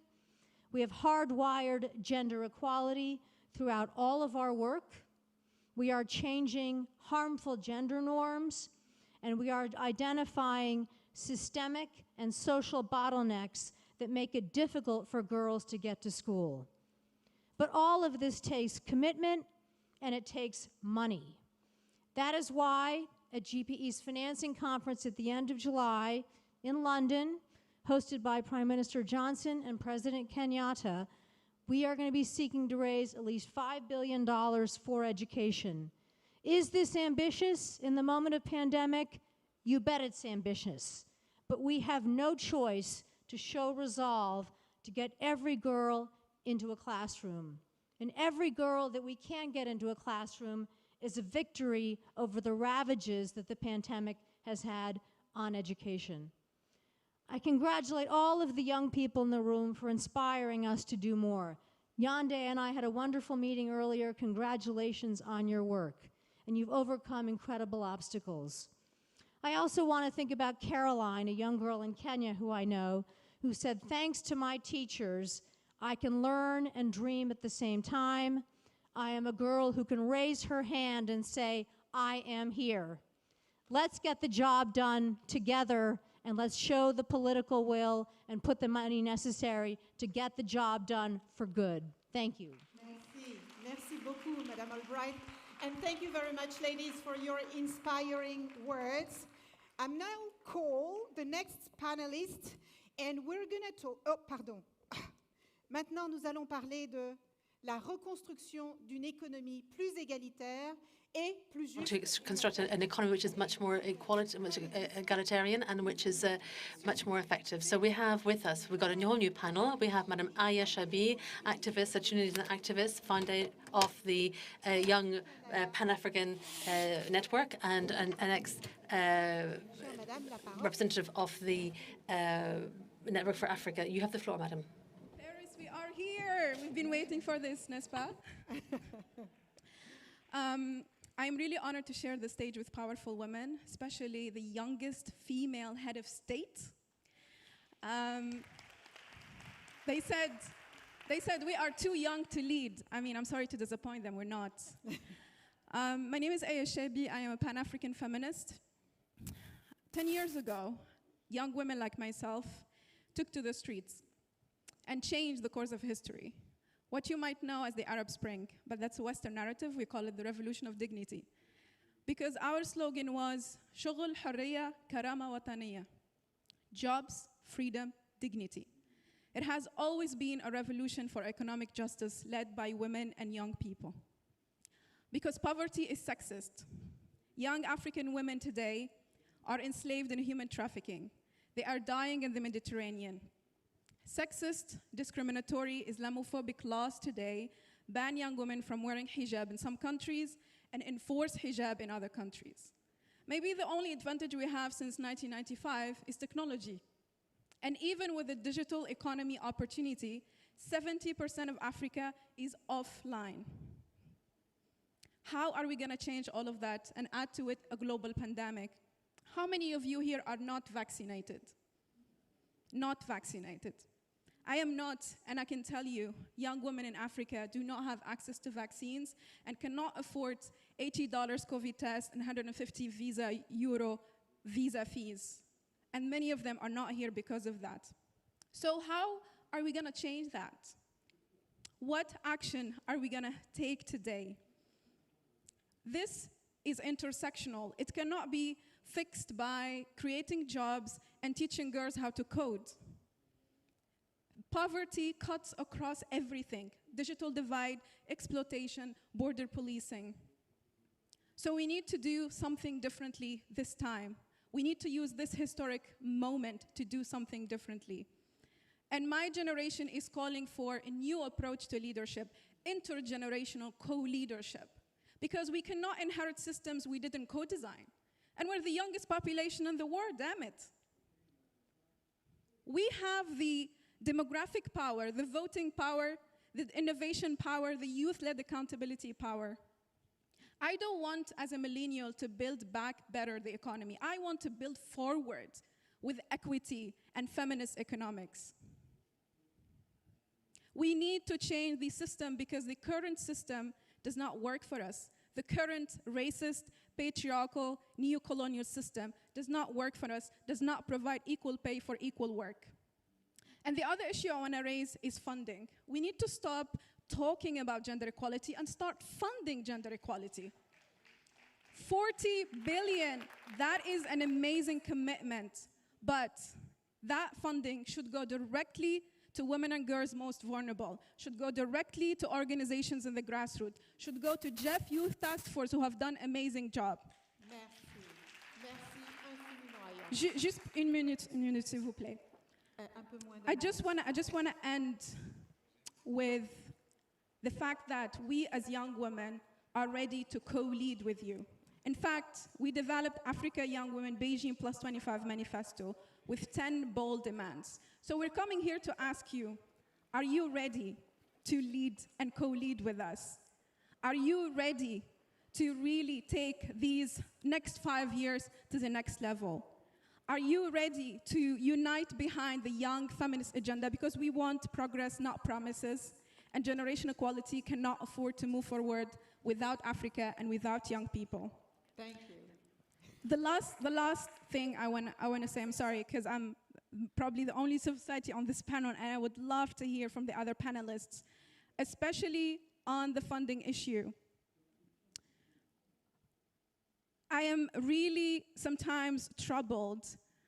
Why is it that whenever we ask for resources for gender agenda, we are told there is a budget cut or there isn't enough?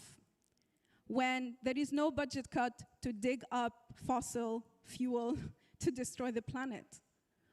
Why is it that when there is terrorist attacks in the Sahel region, countries go to fund militarization, but do not fund with the same urgency 20 million girls in the Sahel right now under the age of 18 who have no economic opportunities? So there is money, there is enough, but Where is it spent? How is it spent? That's what we need to do differently moving forward. Thank you.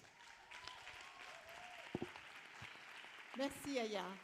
Miss Thank you, Aya. Melinda Gates, you are the co-president of Bill and Melinda Share Foundation. The floor is yours. Thank you. Well, I want to say to this community, it's amazing to see the work that you all have done over the last 30 years. And I think, you know, a year ago we weren't sure we'd be able to gather in person. It's amazing that several hundred of us can be in this room, but even more amazing that we have 40,000 people online. And your commitment to this issue over time is commendable. You know, it is better today to be born a girl than it was 26 years ago, but we still have a lot of progress to make to move forward. And I think that's what we're all here to talk about. I want to thank all of you who've been part of my journey of learning and our foundation's journey of learning. We've been at this now for almost a decade, but not nearly as long as you in this room. And I realize and recognize that philanthropy has just one piece of this puzzle, alongside activists and civil society and government and business. And that's the piece I'm here to talk about. You know, for those of us in the room who are lucky enough to have been parents or are parents, you know, one of the most joyous moments for us as parents is when we have our little son or daughter and they take those first steps. And sometimes it's left foot forward and then right foot. Or for other kids, it's right foot forward and then left foot. And they stumble and we send them along their way. But the difference is that a young boy goes out into the world and he gets to walk and he gets to run. And a young girl today, when she goes into the world, is faced with blocks and barriers and boulders. And we are here to dismantle those boulders. That's why we're here as a community. And no longer a siloed community, but a community that's here with these 6 action coalitions. It's a historic time. We are not just 26 years on since Beijing. We're living through a pandemic we thought we weren't going to be living through as a world. My heart goes out to so many families who are still ravaged by this pandemic, families who have lost loved ones and are still sick from this pandemic. And we need to recognize as a community, this has been devastating, devastating for women. You heard earlier from the panel about what it's done to a generation of girls' education. Women are 2 times as likely to lose their jobs, and that's in the formal sector. We're hardly even counting the informal sector.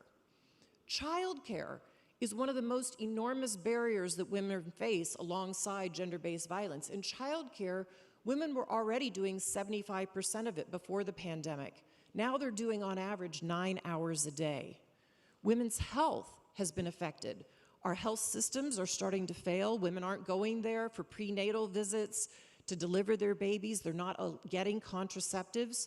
So this is a historic time that has put all of this, what has been invisible, in our faces. And so what I'm here to tell you from our foundation is that we're committing $2.1 billion of new money.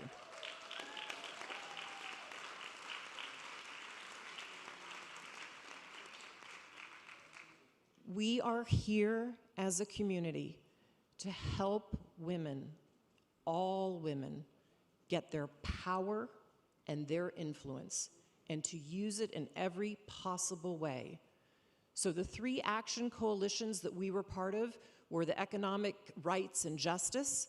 We've already been working on economic empowerment as a foundation, but we're going to add $650 million around things I call cash, care, and data. Cash being all those social protection and transfer payments that governments are making sure they get into hands of women. On care, making sure that governments actually create good systems of care so care doesn't just fall to women at home and it be expected of them. And on data, we've got to make the invisible visible.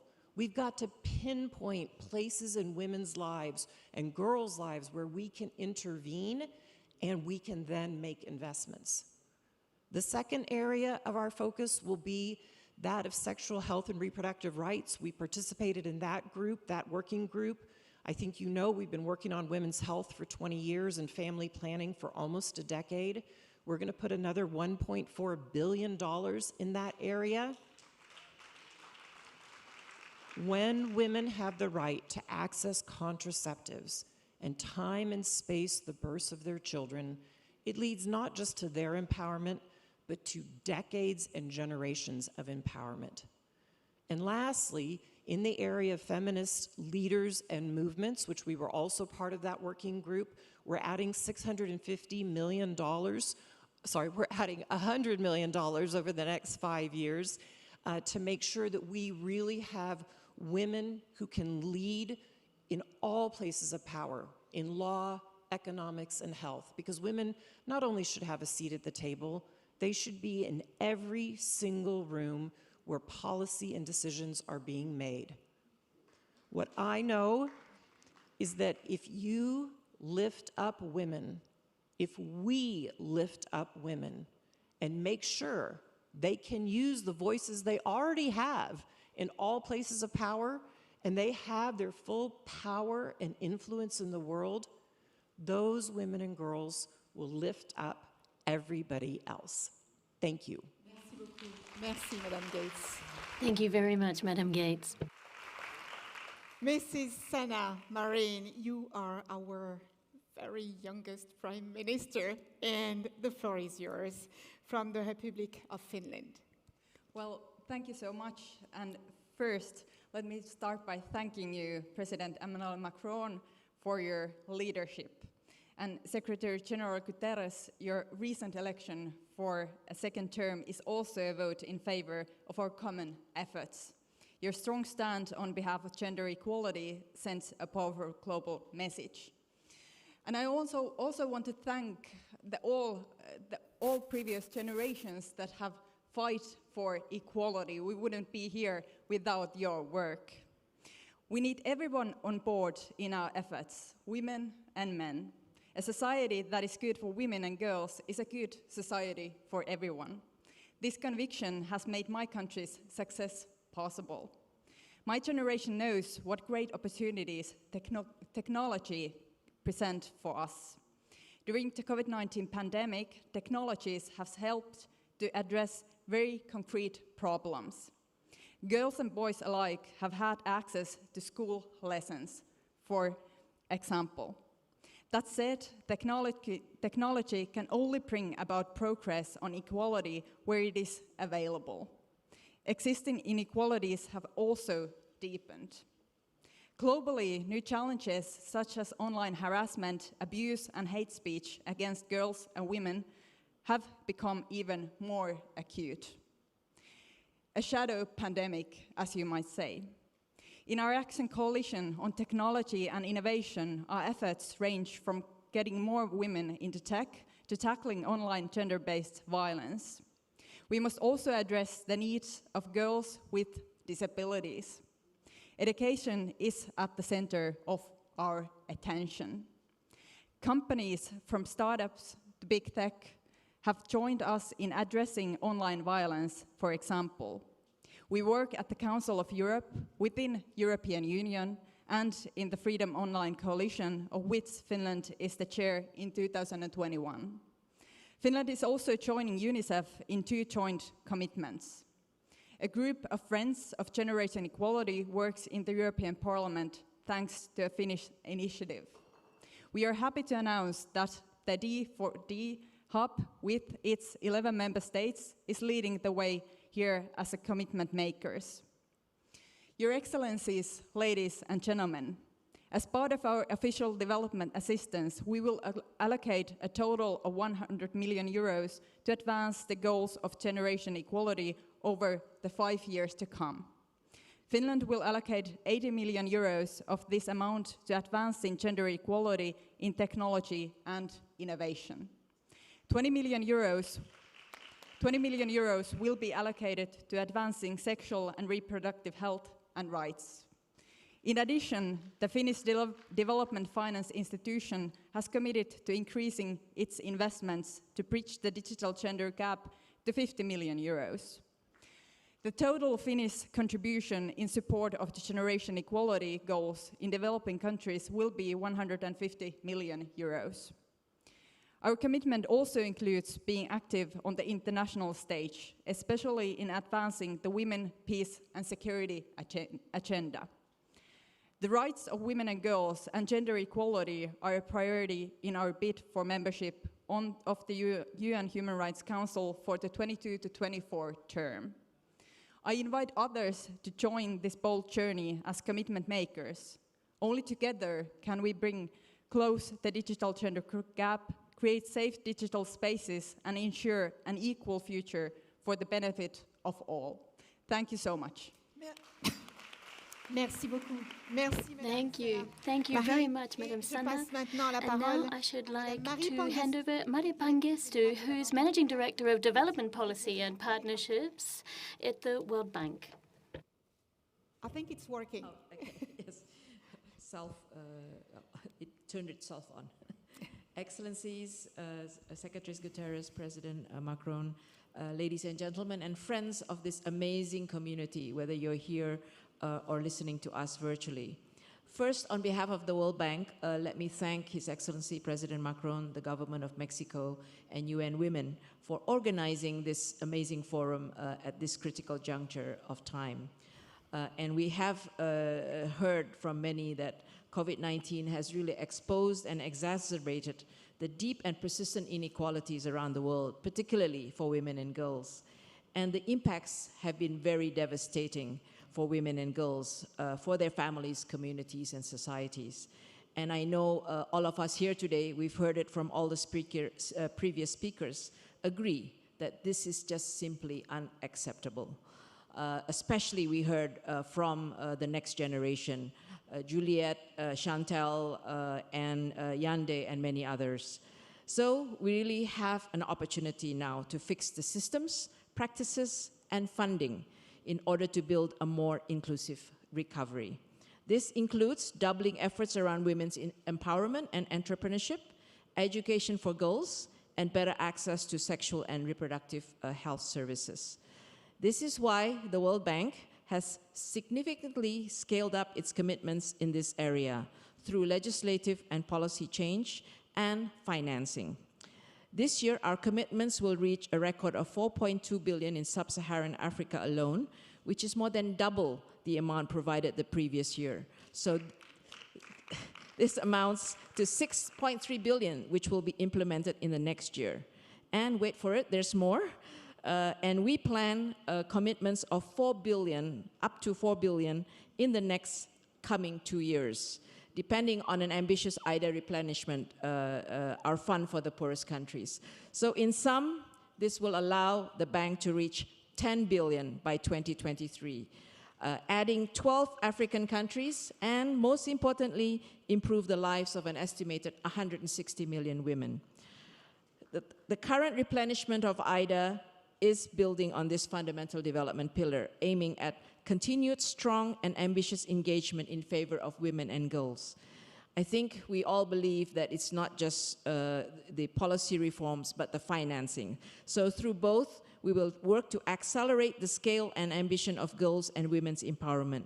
This includes gender parity in secondary schools, preventing child marriage and gender-based violence, eliminating discrimination in the workplace, expanding childcare, and advancing women's entrepreneurship and financial autonomy. Furthermore, the Global Financing Facility, GFF, a multi-stakeholder partnership hosted at the World Bank, is launching today an acceleration plan to help increase access to family planning for 25 million women and adolescents, catalyzing more and better financing in at least 20 countries, and scaling up support for women and youth-led advocacy networks over the next 5 years.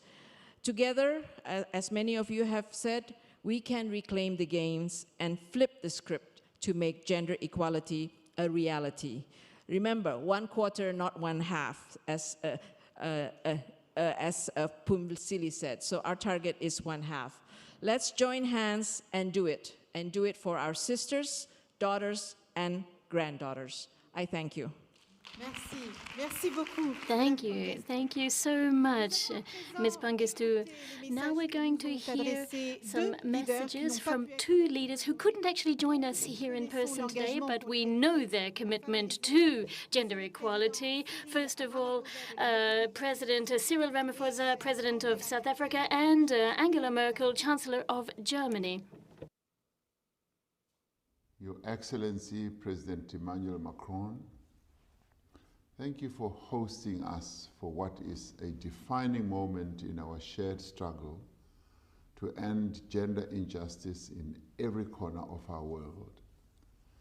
Today, I join with leaders across all parts of society to pledge South Africa's commitment to generation equality. Our deep disdain for injustice and our firm conviction that equality within a generation is possible is founded and based on the belief that we are all born equal. The right of every living person to equal treatment and equal opportunity is irrefutable. This forum is important because of its clear commitment to forge an intergenerational and an intersectoral partnership. When South Africa raised its hand to co-lead the Action Coalition on Economic Justice and Rights, we stated our intention to advocate globally for economic transformation to benefit the women of the world. We have actively sought to introduce actions into the Global Acceleration Plan that dismantle the systems of injustice and the structures that sustain them to build a global economy that is gender responsive and sensitive. We have called on governments to use their procurement policies as a developmental tool to transfer economic power into the hands of women. We stand side by side with many nations across the world who are committed to ratify and implement the ILO Convention 190 and make the world of work free from violence and harassment. Our global commitments include clear actions to promote women's leadership and voice across all action coalitions and to effectively address gender-based violence and femicide. The road ahead will be challenging, but we have the means and the will to achieve equality between women and men in this generation. I thank you. Sehr geehrte Frau Phumzile Mlambo Nguka, sehr geehrter Herr Präsident Andrés Manuel López Obrador, sehr geehrter Herr Präsident, lieber Emmanuel. Über 25 Jahre nach der Weltfrauenkonferenz in Peking und der dort verabschiedeten Erklärung sollte Gleichberechtigung eigentlich selbstverständlich sein, ist es aber nicht. Daher sind Initiativen wie die von UN Women, von Frankreich und Mexiko zu diesem Generation Equality Forum immer noch so wichtig. Denn es stimmt, Gleichberechtigung gewinnen wir nur durch das Zusammenwirken aller Generationen in der Politik, in der Wirtschaft, in allen Bereichen der Gesellschaft. Deutschland arbeitet maßgeblich am Aktionsbündnis Wirtschaftliche Gerechtigkeit und Rechte mit und wird weitere 140 Millionen Euro, insgesamt damit rund 240 Millionen Euro, in das internationale Aktionsbündnis investieren. Das sind Investitionen, die insbesondere der Bildung von Mädchen sowie fairen Arbeitsbedingungen und der Stärkung der Eigentumsrechte von Frauen zugutekommen. 25 Millionen Euro der neuen Zusage sind für die Women Entrepreneurs Finance Initiative bestimmt, die wir während der deutschen G20-Präsidentschaft 2017 gegründet haben. Seitdem wurden über 130.000 Unternehmerinnen in mehr als 60 Ländern unterstützt. Um diese Erfolgsgeschichte fortzuschreiben, hoffe ich, dass sich viele weitere Länder dieser Initiative anschließen. Generation Gleichberechtigung Der Name ist Programm. Wir haben es in der Hand, diesem Programm gerecht zu werden. Lassen Sie uns dazu tatkräftig anpacken. Das ist das Signal, das ich mir von diesem Forum wünsche. In diesem Sinne viel Erfolg und herzliche Grüße aus Berlin. Ladies, I thank you very much for your words and commitment. And now je vais appeler. And now I am going to call up to the main stage here Mr. Jean-Yves Le Drian. Qui est déjà là d'ailleurs. Oh, he's already here. Fantastic. Le continent africain est celui The African continent is where we have the most women's entrepreneurship initiatives in the world. And to talk about the AFAWA problem, Minister for Europe and Foreign Affairs of France, and also Gisela van Hoeken, who is involved in the AFAWA initiative for women's entrepreneurship, as well as Akinwumi Adesina, President of the African Development Bank. Welcome. Thank you. Just a few words to introduce the topic. Now, gender equality is a matter of fairness. It was said many times.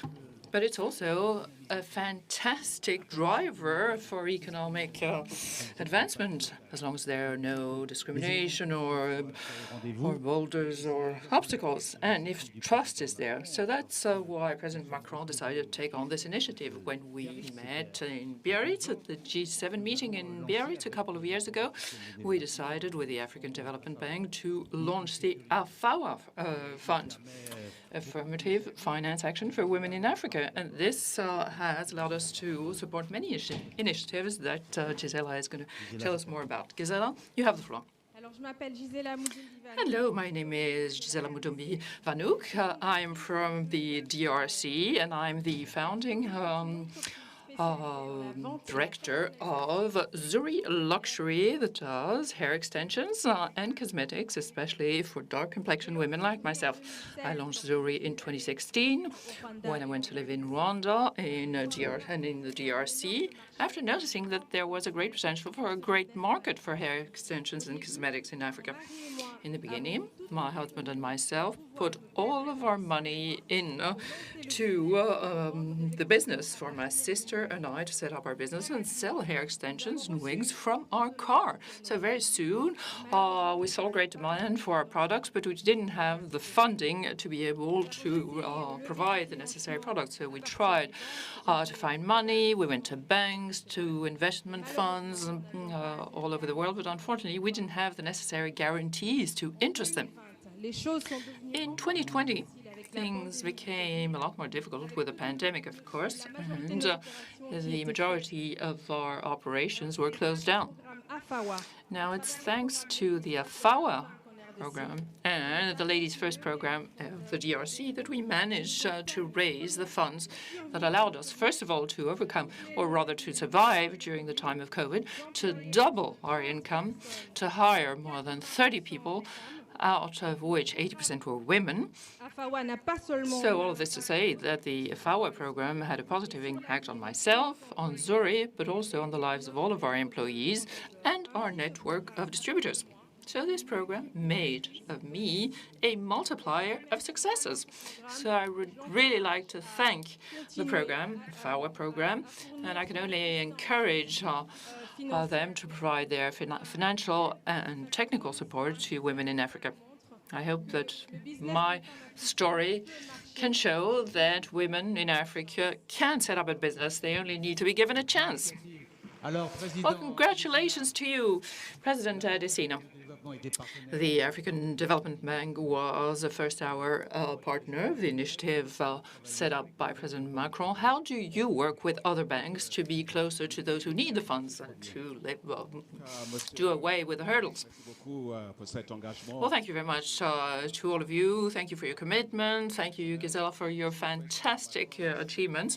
And President Macron, thank you so much for inviting me here.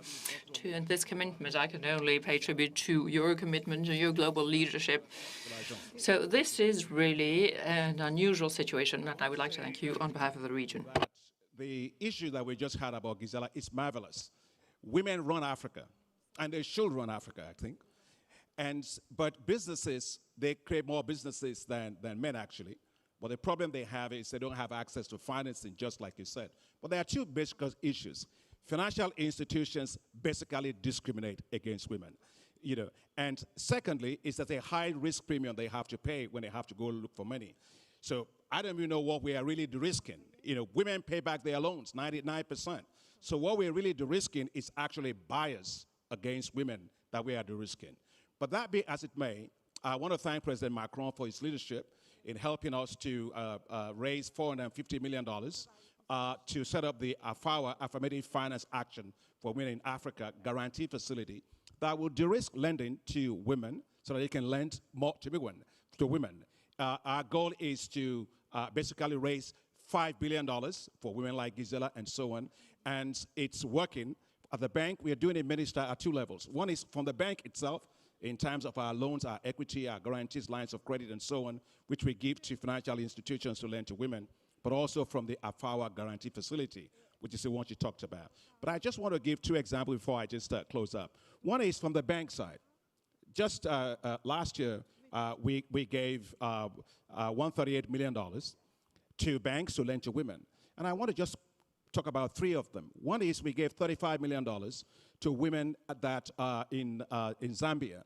And this will make 2,000 hectares of land available to women in Zambia, to 30,000 of the farmers who will never have gotten land at all because of that.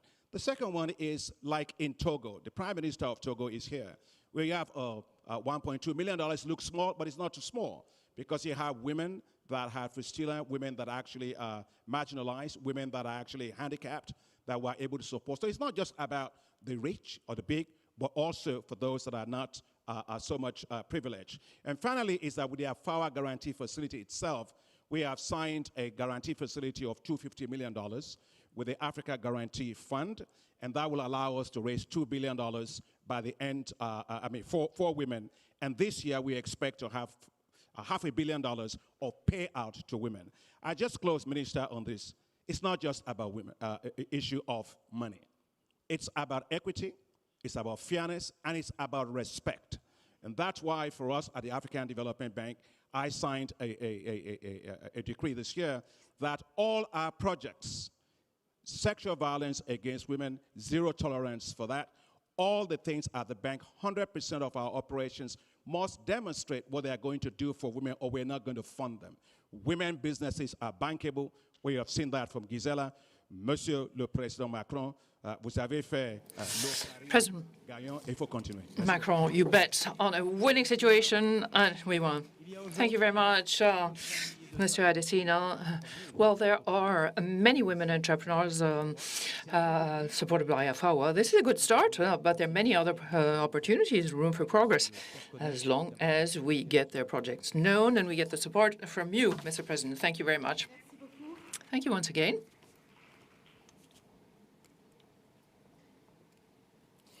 Bien, nous allons appeler. Now, I would like to call forward the panelists in our new session, and new panelists, on sexual health and reproductive rights.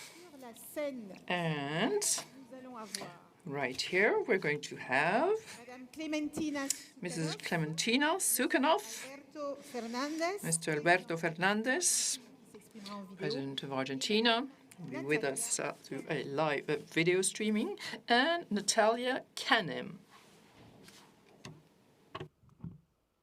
Madame Natalia Kanem, vous êtes directrice exécutive. Madam Natalia Kanem, you're Executive Director of the UN Fund for Population. You have the floor. Thank you so much, Excellencies. Dear sisters, dear friends, we're here in Paris with the full understanding that it is now time to deliver. I say this as someone who was in Mexico in 1975 as a young student activist. In Beijing 26 years ago, as we've heard, the world made promises. And today, this generation equality proposition speaks to the vision that the United Nations proposed in its charter for everyone to live their lives in larger freedom. We need to ask ourselves why. Since the times of Methuselah, women's biology has condemned women, relegated women to a process of life which is not the life of larger freedom. We need to understand that contraception is empowering for women, and moreover, it saves women from dying needlessly during childbirth. We must ask again and again, why is conflict leading to sexualized violence against women and girls in so many places around the world? And we must also heed the voices of the young women who spoke before us today and made very clear that they're ready to lead. They know where the problems are and they're willing to help to fix them. It does not have to be this way. I believe that the Cairo Program of Action, the Beijing Platform, and now the Generation Equality Action Coalitions speak to the need for a woman to be able to say, my body is my own, for every schoolgirl, rather than being shamed and kept in ignorance about sexuality, to be protected from too early pregnancy, to be protected during times of menstruation. So I'm here to say that even in times of crisis, and especially in times of crisis, women and girls' rights are not negotiable. Our Secretary General spoke to the issue of power, and it is time to empower the better than half of humanity who will make our collective world a better place in time for 2030. Thank you very much, Madame. Thank you. Thank you very much. Please. Hello, everybody. I'm coming from Poland. I'm representing here the Polish women's strike. And yes, this is a land with no abortion right now. But I'm not coming here to talk about abortion issues, in fact, because you probably know it from the news. The abortion is almost impossible in Poland. Women are persecuted. What's more, our government is thinking to ban abortions performed abroad. People like me, I'm an activist, a writer. We are surveyed, we are targeted by police. I had spine surgery because of that. We lose jobs, we have visits of the Secret Service, our kids are in threat, and so and so. But that the government is not listening to its people, it's nothing new in the world. But there's something much more dangerous that I would like to talk about and address in your presence, heads of states. Over the governments, there's a network of strange pseudo-religious organizations, let's call them fundamentalists, which are united across the globe. What they do, they try to influence the politics in our nations, and women's rights are not the only issue, not the only target, because the real interest of those people is establishing new authoritarian democracies. In 2013, this new international was joined by a very powerful actor, which is the Russian Federation. And since then, it's a different story. And so, as I said, it's not about abortion rights only. They are trying to establish new Middle Ages-like hierarchies. And in 2016, when everything started in Poland, and I became feminist, very soon after, I had to become also anti-fascist. And then I had to start defend the judicial system, and then to start defending LGBT plus people, and so and so. And this list is very long. Because this fight is about everything. It's not only, as I said, about women's rights, it's all human rights, all the basic rights, actually. And Polish women today are on the front line of this hybrid, strange hybrid war. But I'm not here to make you cry over the sad fate of Polish women. We are fighting since 6 years and will be continuing. But if you think about ensuring reproductive and sexual rights to everybody, then you also have to be ready to do everything. And be careful, because those guys I mentioned, the fundamentalists, are everywhere. They are here in France, they are in Germany, they are in the Netherlands, in Spain, Slovakia, Croatia, or Italy. We know them everywhere, and they are very well organized. Unfortunately for us, Polish women, the center for their operations is Poland. So please don't leave us alone, and let's fight together. You're all welcome in this resistance. We count on you. Merci. Merci beaucoup. Thank you very much. Thank you, Clementina. Écrivaine. Let's remind our audience that you're a writer, an activist, and that you founded the movement All Poland Women Strike. Oui. Yes, you can give her a hand. Je vais maintenant Now, vous proposer d'entendre I'm going to suggest we hear Alberto Fernandez. a video from President Alberto Fernandez of Argentina. Parce qu'apparemment le son So n'est pas please très bon. be very careful because the soundtrack is a bit difficult.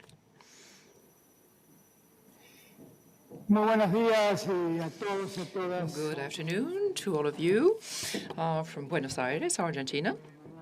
Dear friends, dear President Macron, distinguished heads of state, and distinguished guests, representatives of international organizations and organizations of civil society. Ladies and gentlemen, it's an honor for me to participate as a head of state, as a representative of a country of South America, and in the Forum Generation Equality. First of all, I would like to congratulate you and congratulate you all for the fantastic work carried out by France, Mexico, and all of those who participated in the putting together of this Forum Generation Equality.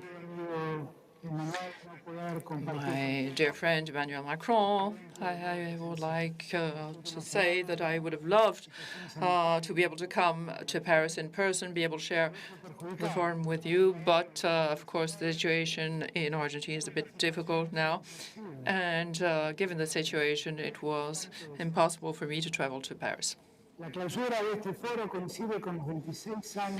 course, the holding of this forum is actually or occurs at an anniversary of the Women's Forum, and in my opinion, this has it's a token of acknowledgement for women's rights. 26 years later, the agenda, the agenda of the forum is the same as it used to be.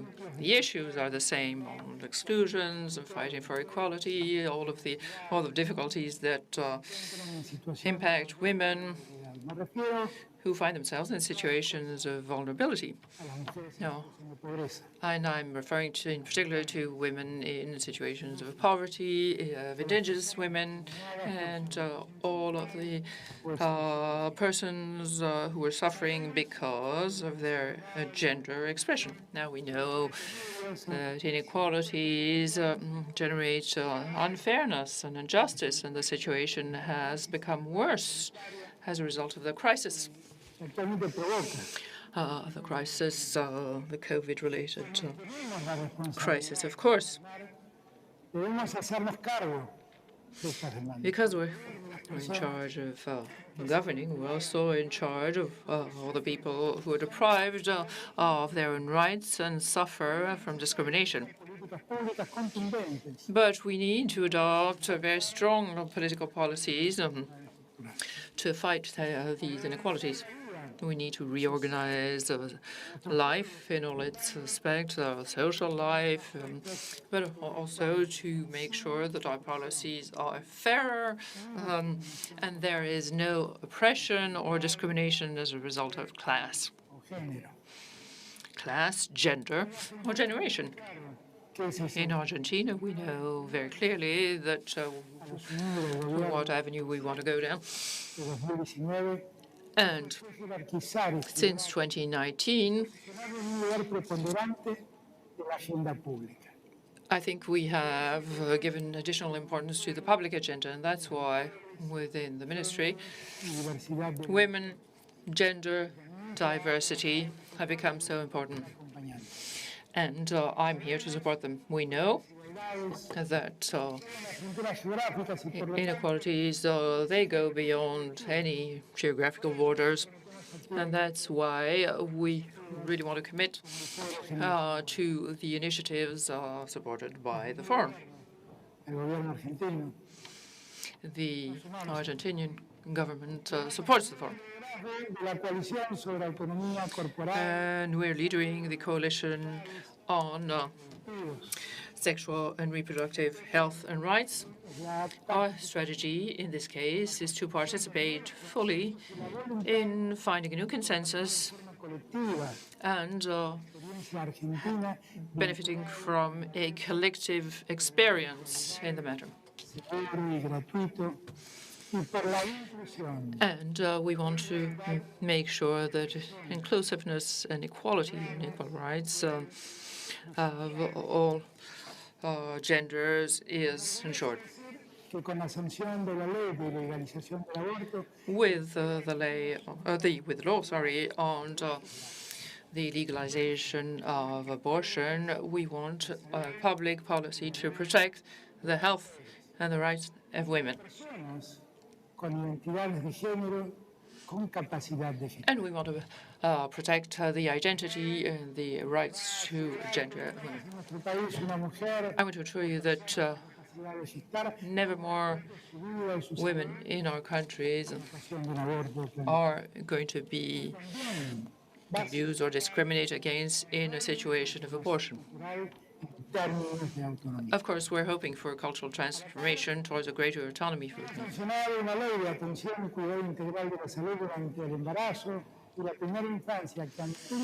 We have passed laws to favor the rights of women, to support the rights of women during their time in childbirth and the young age of the children, the first years of their lives.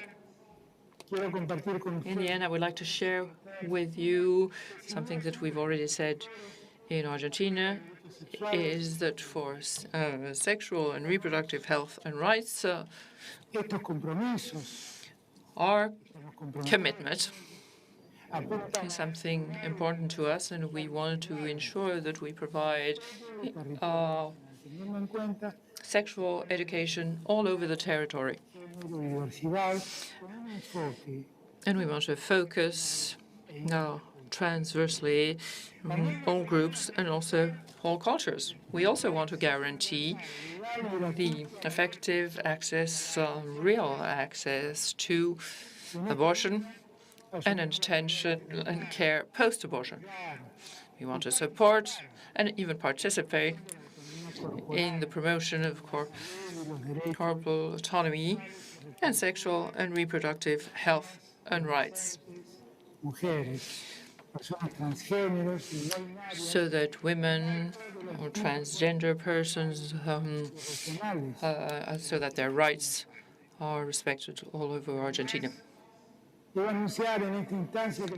I have to say that Argentina has decided to join the alliance headed by Mexico, and that we want to ensure greater inclusiveness and less inequalities. And finally, we want to reaffirm our local policies and the international agenda for sexual and reproductive health and rights. I think that this forum is a very ambitious starting point and a good platform to carry on working together to guarantee greater equality and better rights for all. Thank you very much. Well, thank you very much to President Fernandez and Clementina Sudanov and Natalia Kanem for their commitment. And now we come to a most urgent, serious matter. The COVID-19 crisis has shown us a shadow pandemic. We've always known it was there, but we might have underestimated. And that is women of all age, from all backgrounds, around the world, who suffer from violence. And the struggle against violence against women is a concern for every country. Now, to discuss this issue, I would call on Madame Yasmin Oz, Marija Buric, Mr.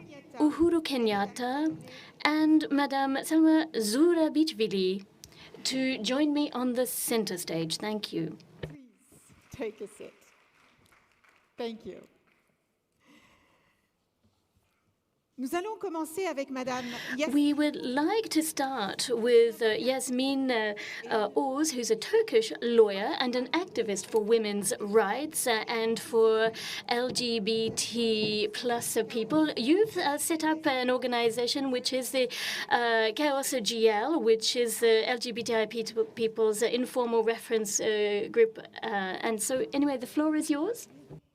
I'm Yasemin Öz. I'm 26 years feminist and LGBTI activist and also lawyer. I'm co-founder of Turkey's first LGBTI organization and board member of Association for Supporting Women Candidates. And I'm working with several feminist organizations dealing with domestic and sexual violence, trafficking, feminist cinema, and feminist publishing. First of all, thanks to UN Women for their support to us, and let us raise our voice here and discuss the issue with the decision makers of the world. Today, I would like to talk to you about Turkey's withdrawal from the Istanbul Convention. Here on my mask, the slogan of the feminist movement of Turkey, it says, Istanbul Convention, save lives. We had huge campaigns to support the Istanbul Convention, but this time we couldn't achieve. Is it a surprise? It's not a surprise because global conservatism is rising everywhere, and Turkey's reflection is a part of a reflection of global conservatism and backlash against feminist and LGBTI rights. Why is Istanbul Convention so important for us? Istanbul Convention is the highest global standard for women's rights, and it's a strategy document. As you may know, Turkey was the first to sign it and first to withdraw from it. Maybe they are confused, a big joke. Why do you give up such a global standard for women's rights? It is, I guess, because we ask for our rights, because we ask for equality. Every patriarchal system needs a role model of woman. If you obey the system, sit at the house and be a housewife, there is no problem. But if you ask for equality, then the backlash starts. I would like to tell you what happened after Turkey's withdrawal from the Istanbul Convention. Just at the same week, the police officers began to reject the applications of women who faced violence. And on Saturday, at the Istanbul Gay Pride, the police brutally attacked us. 47 people were detained. I have never seen such a cruelty at the police Although the gay pride is banned for 7 years, I thought that they are seeing enemies when they look at us.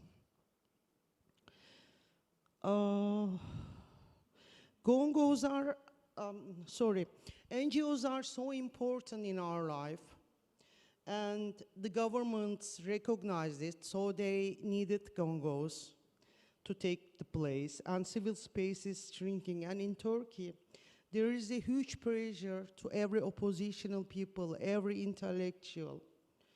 But we won't give up. Women always pay the bill, like Anne Hidalgo.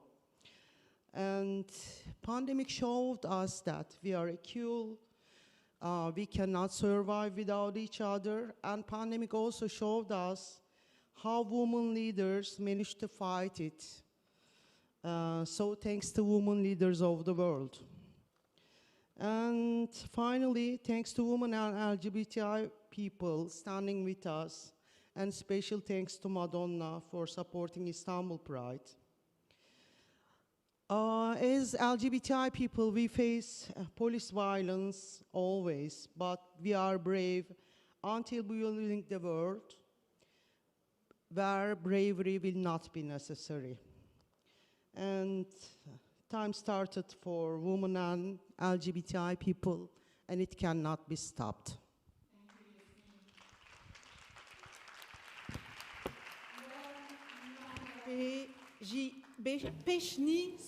Now I'd like to call on Madame Pešnijović-Burić. So you are Secretary General of the Council of Europe, and the floor is yours. Thank you. Thank you very much, Elisabeth. Yeah, so we managed to chat last week about the Istanbul Convention. So President Macron, thank you very much for this invitation, and thank you for all of your leadership in this regard. I think really this is a key moment for all of us. Dear Excellencies, friends from around the world, allow me, first of all, to take this opportunity that this forum gives us to make progress, but also to discuss the obstacles that still remain before us when it comes to achieving equality between men and women. Some of these obstacles are particularly tenacious. The stereotypes such as discrimination, violence against women, but maybe the most shocking of all of the phenomena is indeed violence against women, as you mentioned before when at the outset of this panel. I don't think that we can claim that we're respecting human rights unless we, first of all, can protect women against violence. This year, we are celebrating the 10th anniversary of the Istanbul Convention. Actually, the full name of this is the Council of Europe Convention on Preventing and Combating Violence Against Women and Domestic Violence. That's its full title. 34 member states have ratified it, including Liechtenstein on the 17th of June. And non-European countries are also committed to the process, such as Tunisia or Mexico. This convention that the UN describes as an excellent instrument has clear objectives, and that is to prevent violence, to protect victims, and to avoid the perpetrators getting off scot-free. And this is wherever the convention is implemented, it is effective, and it's meant that national legislations have moved forwards concerning, for example, recognition as a crime of harassment against women, the definition of rape, and other advances. Improvements in the way such crimes are handled by national authorities. This is good. But misconceptions and misrepresentations that many of previous speakers speaking about this convention mentioned are undermining support for the treaty and were used as justification for one country leaving it. And this is unacceptable. The Convention provides 3 advantages that no country alone can. It raises national standards, it provides a international monitoring mechanism, and ensures cooperation between governments in the protection of these crimes. Last year, as also many mentioned before, we saw a surge in domestic violence during COVID lockdowns all around the world. So we know that there is more to do, and also how fragile it is.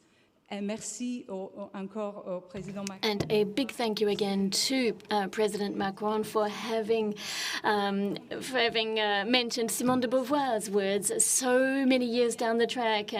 Remember, nothing can ever be taken for granted, particularly as concerns human rights and women's rights.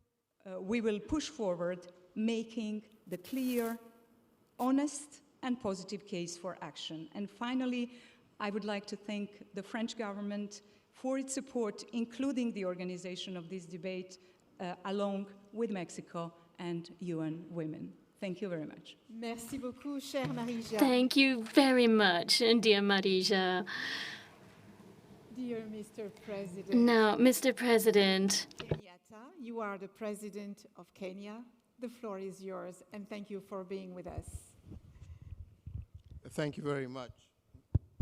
Thank you very much, and let me say what a great honor it is to be part of this historic event that I believe will set in motion far-reaching decisions and actions that will accelerate progress towards gender equality and to transform the lives of women and girls across the world. Through 4 major world conferences starting in Mexico in 1975, all the way to Beijing in 1995, the world has come together to build a momentum towards gender equality. And at the very onset, I would like to take this opportunity to congratulate and thank the many strong and powerful women from across the globe who have brought us this far. I'd also like to take this opportunity to thank the governments of France and Mexico for hosting this forum, and to also say that Kenya is also proud to be a lead on the gender-based violence together with the United Kingdom and Iceland, along with other partners. Gender-based violence is a widespread and persistent global issue, and if we consider the statistics, for example, across the world, 36% of women aged between 15 to 49 have been subjected to some form of violence at least once in their lifetime, most often from somebody who is very close to them. An estimated 18% of women have also experienced physical and psychological violence at the hands of a partner or someone close to them in the past year alone. We can say that we have achieved quite a bit over the years, but I still believe we still have a very long way to go.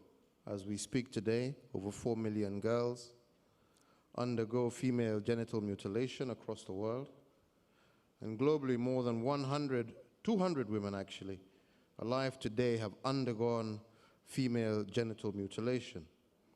More than 33,000 girls are married off every day, well before the age of 18.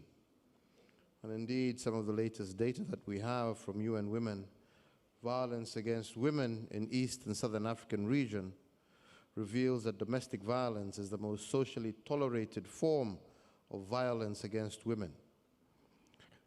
Data from 5 countries show that over 50% of respondents indicate that violence against women is acceptable under certain circumstances. The COVID-19 pandemic has exacerbated the situation and turned gender-based violence into a global emergency. Emerging data also indicates a surge of at least 25% in violence against women across the globe.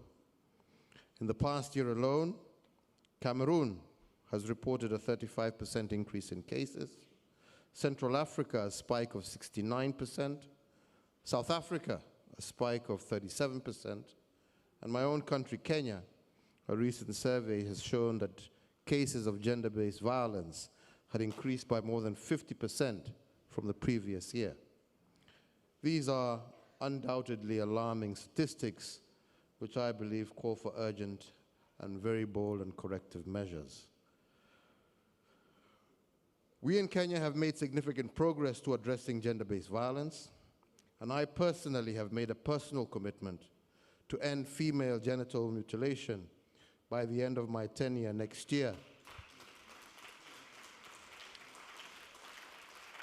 as well as an end to all forms of gender-based violence by 2030, as envisioned by the Sustainable Development Goals.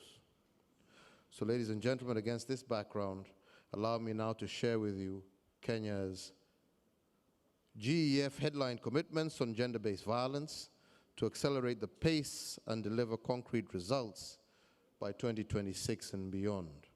And towards that end, Kenya commits itself to fully enforce gender-based violence laws and policies by adopting a gender-based violence indicator in the government performance contracting framework, to track duty bearers' accountability on enforcement and implementation of GBV laws and policies by 2022. Kenya also agrees to ratify and implement the ILO Convention 190 on eliminating gender-based violence and harassment in the world of work by 2026. We will also invest $23 million for gender-based violence prevention and response by 2022 and increase the resource allocation of this to $50 million of own funding by 2026. We will invest $1 million every year for gender-based violence research and innovation to boost evidence-based programming by 2026, as well as establish a gender-based violence survivors fund through co-financing model in partnership with private sector, civil society, and other stakeholders for the economic empowerment of all GBV survivors. We will introduce a module on GBV in the 2022 Kenya Demographic Health Survey to strengthen the utilization of gender statistics and informing the design and scale-up, as well as evaluation of FGM and gender-based violence programming. As well, we will commit to developing a gender-based violence management and information system to strengthen gender-based violence prevention and response programming. We will also integrate gender-based violence services, including medical, legal, psychological support services, into our essential minimum package of universal health coverage this year. We will scale up the National Police Service integrated response to gender-based violence, as well as commit to gender-based violence prevention and response in crisis situations such as we are in with COVID-19, and ensure that all humanitarian response includes gender-based violence. We will strengthen our collaboration with all non-state actors, including girl-led women rights organizations, male champions, and private sector, through coordination structures such as the Gender Sector Working Group at the national and our local county levels, as well as adopt institutionalization of the multi-sectoral GEF leadership structure throughout all our leadership structures in our country.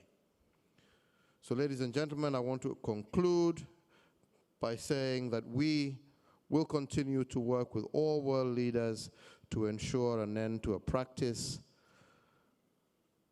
that has harmed millions of girls across the world, and to ensure that these practices cease and all our women and girls are protected so that they can assume their full role in the development of our social economic agenda for Kenya, for Africa, and the globe. Thank you very much.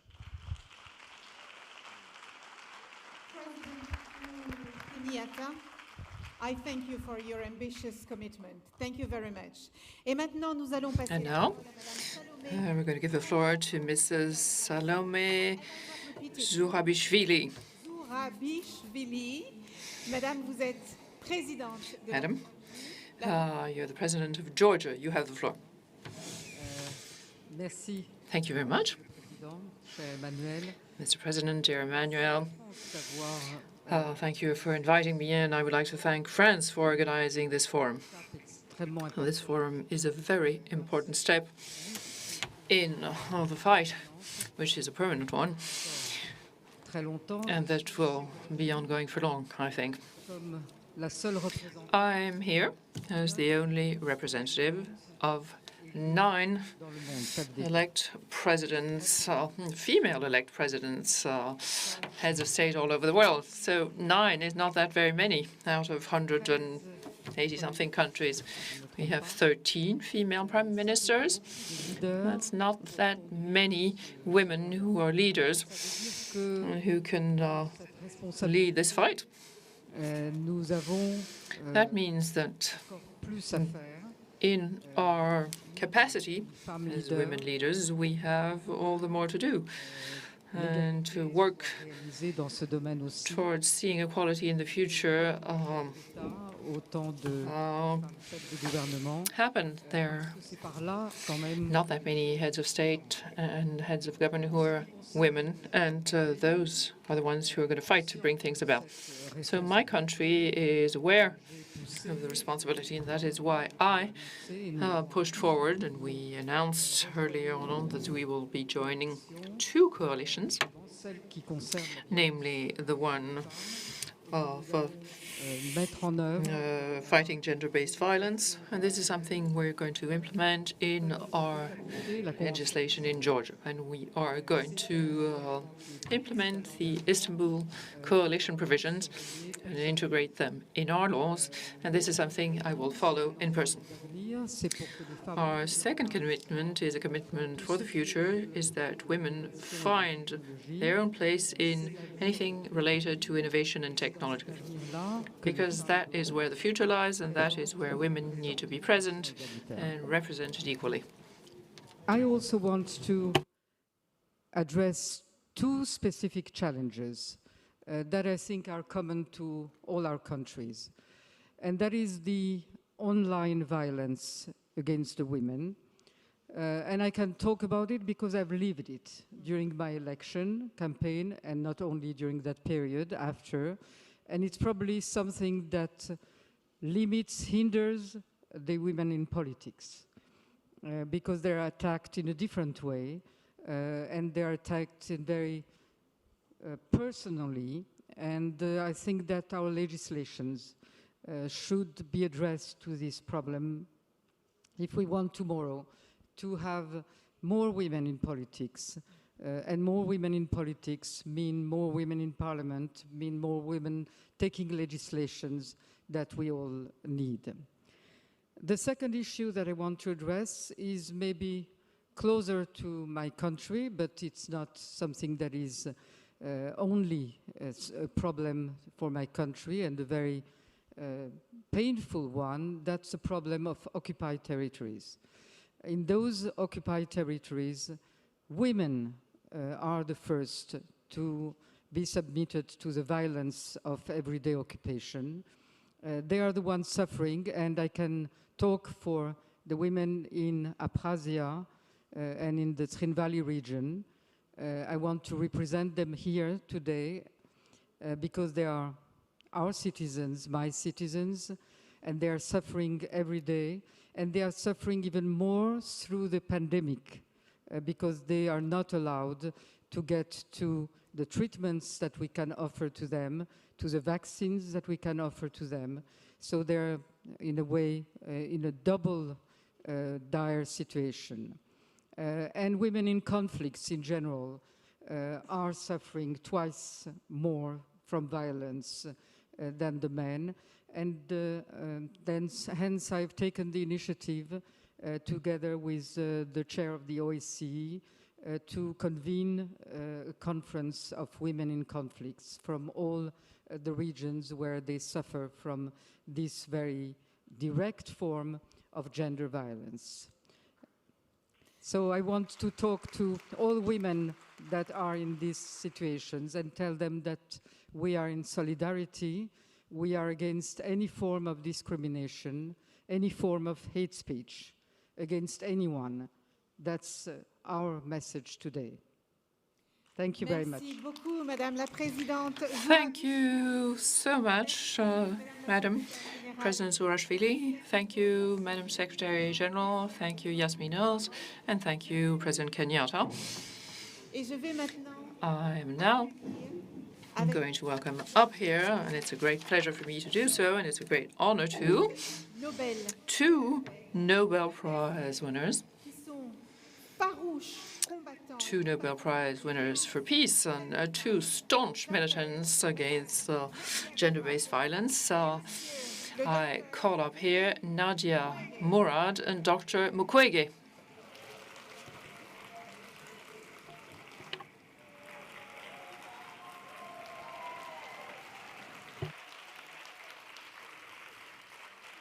Nous allons commencer avec vous, chère Nadia Murad. Vous êtes prix Nobel de la paix 2018 et vous êtes une militante irakienne. La parole est à vous.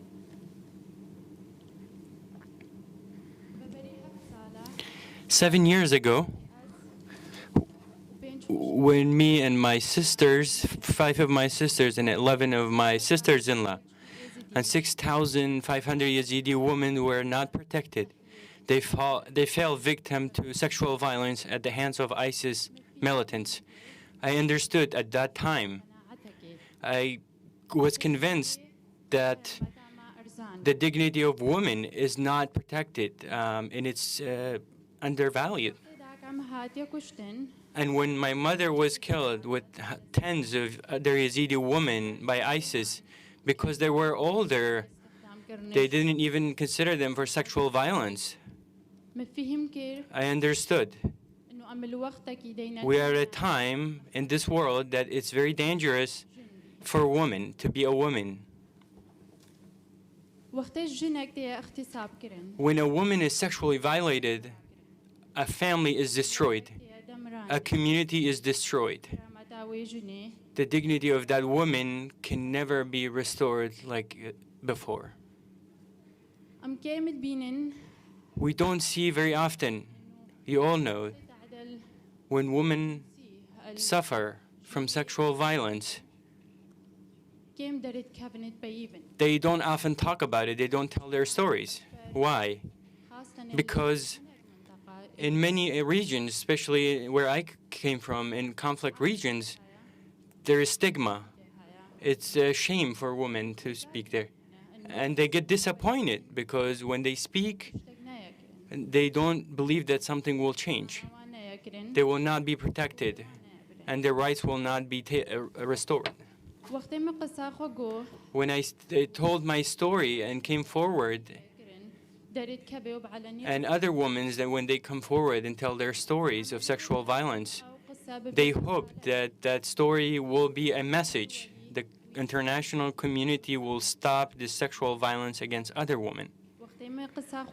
When I told my story, I knew that it's too late to save myself from sexual violence and tens of Yazidis. But I knew if I tell my story, the international community can hear and listen. Together, we can prevent this in the future against other women in other regions. We cannot talk about gender equality if we cannot protect women in times of peace. How can we protect women in times of war and conflict? When there is war and conflict, it's difficult, much more difficult to protect women. 7 years ago, when the international community gave ISIS the chance and other radical groups like Taliban and Boko Haram and others, radical groups, to commit violence against women and use them as a weapon of war, At that time, we gave a chance to other groups to commit sexual violence and use women as weapons of war in other conflict regions. We cannot deny this. Whenever there's war, it's always women and girls that fall victim first and suffer the most at these conflict regions.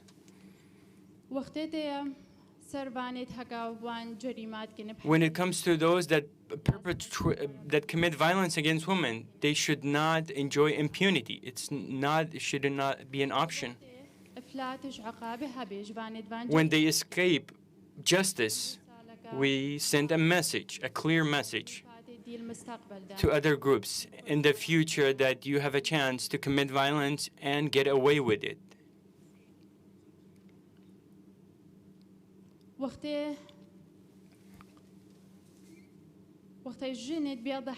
When women become victims of violence, they become weak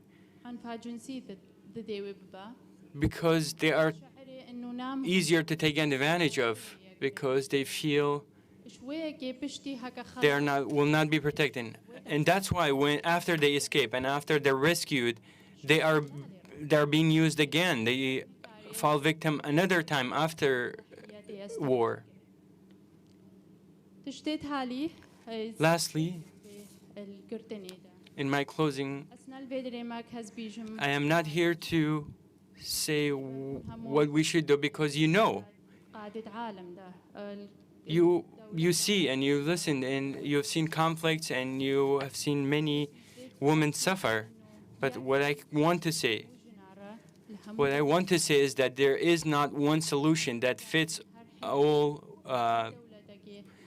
problems that women face in the world. Every region requires its own solution to deal with the violence against women. Docteur, merci. Merci beaucoup. Docteur Denis Mukwege, vous êtes prix Nobel de la paix 2018 et vous gérez le fonds Mukwege. La parole est à vous. You have the floor. La lutte contre les violences sexuelles. Well, fighting sexual violence and the agenda of women, peace and security needs to be part and parcel of this forum and one of its priorities, because the mistreatments and sexual abuse against women in times of peace are the mere latent expression of the visible violences that come about in all conflicts all over the world. And in order to try and find a solution against sexual violence used as a weapon in times of war, at the hospital in Panzi, we developed a model of holistic taking care of women, holistic meaning in all ways, a one-stop center. This includes medical assistance, psychological support, socio-economic support, and of course legal support. Our strategy aims at transforming the suffering of those who've suffered from sexual violence into a strength for the future, so that the women who leave our centers can find a new life and find a new dignified life in society. So we try and do everything we can so that these victims of sexual violences have their rights considered as a right to rehabilitation. And women who suffered gender-based violence cannot wait 10 years before having the right to care, basic health care, whether they have been hit by sexually transmissible diseases or HIV, or whether they have fallen pregnant involuntarily. So we have to react immediately. If society hasn't been able to protect those women, we need at least to have society be able to prevent the consequences of these mistreatment and abuses. This is a priority, a priority of the fund to support survivors of sexual violences. This fund was launched in 2019 with the support of France. And in this respect, I'd like to extend my special thanks to President Emmanuel Macron for the support he gave to this global fund. In the course of 2 years, we managed to initiate activities with survivors of sexual violences of 4 of the survivors in Guinea, in Central African Republic, in the Democratic in the DRC, and we are initiating projects in Turkey for Syrian women who are refugees in Turkey. We've already taken on interim compensation or providing interim compensation where the perpetrators of crimes do not want to live up to their responsibilities or cannot do so. But our action cannot be only compensation or repairing. Justice and accountability are the best possible tool to prevent atrocities from recurring.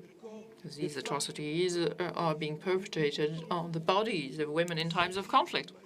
So this is the weakest link of all of the strategies to find a response to gender-based violence. Impunity seems to be more the rule than the exception, and this despite all of the advancements made in international law. So tonight, we want to call upon all of the decision makers to draw a red line against the use of gender-based violence and sexual violence as a weapon in times of war and as a tactic. A red line which would embody all of the sanctions, economic, political, and other sanctions against the perpetrators of these heinous crimes against women and their bodies.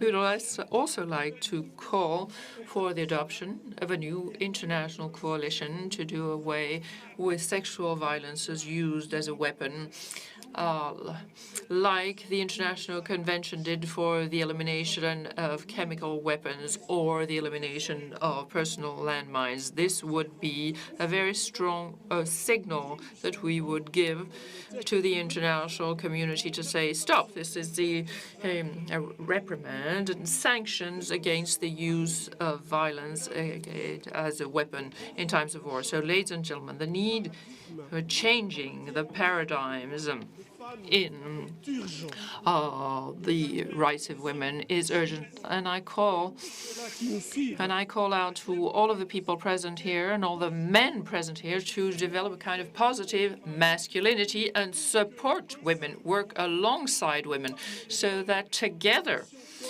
women and men can build the generation equality. Thank you very much, Dr. Denny Mukwege. Thank you again to you very much to both of you. And now I would invite you to kindly take your seats, and I'd like to invite, ladies and gentlemen, to get you to hear from 2 people who are working here in France very hard on these issues. So I have the pleasure of welcoming up here through all of the work that's been done by associations and working throughout France on this issue, and all of citizens and movements. And that is the very first organization in France of its kind, the Maison des Femmes, the Women's Shelter of Saint-Denis, which is a refuge for women to go to if they've been victims of sexual or gender-based violence. And to represent the Maison des Femmes, I'd like to call up Ghada Khatem, who's the founder of this Women's Shelter in Saint-Denis, and François-Henri Pinault, who's the CEO of Caring, which has also been very, very invested in the fight for women's equality. Thank you. You have the floor, madam. Thank you very much. Mr. President, ladies, gentlemen, it's an honor to be here with you and celebrate this Generation Equality Forum, which is a key moment, not only for women, but for humanity as a whole.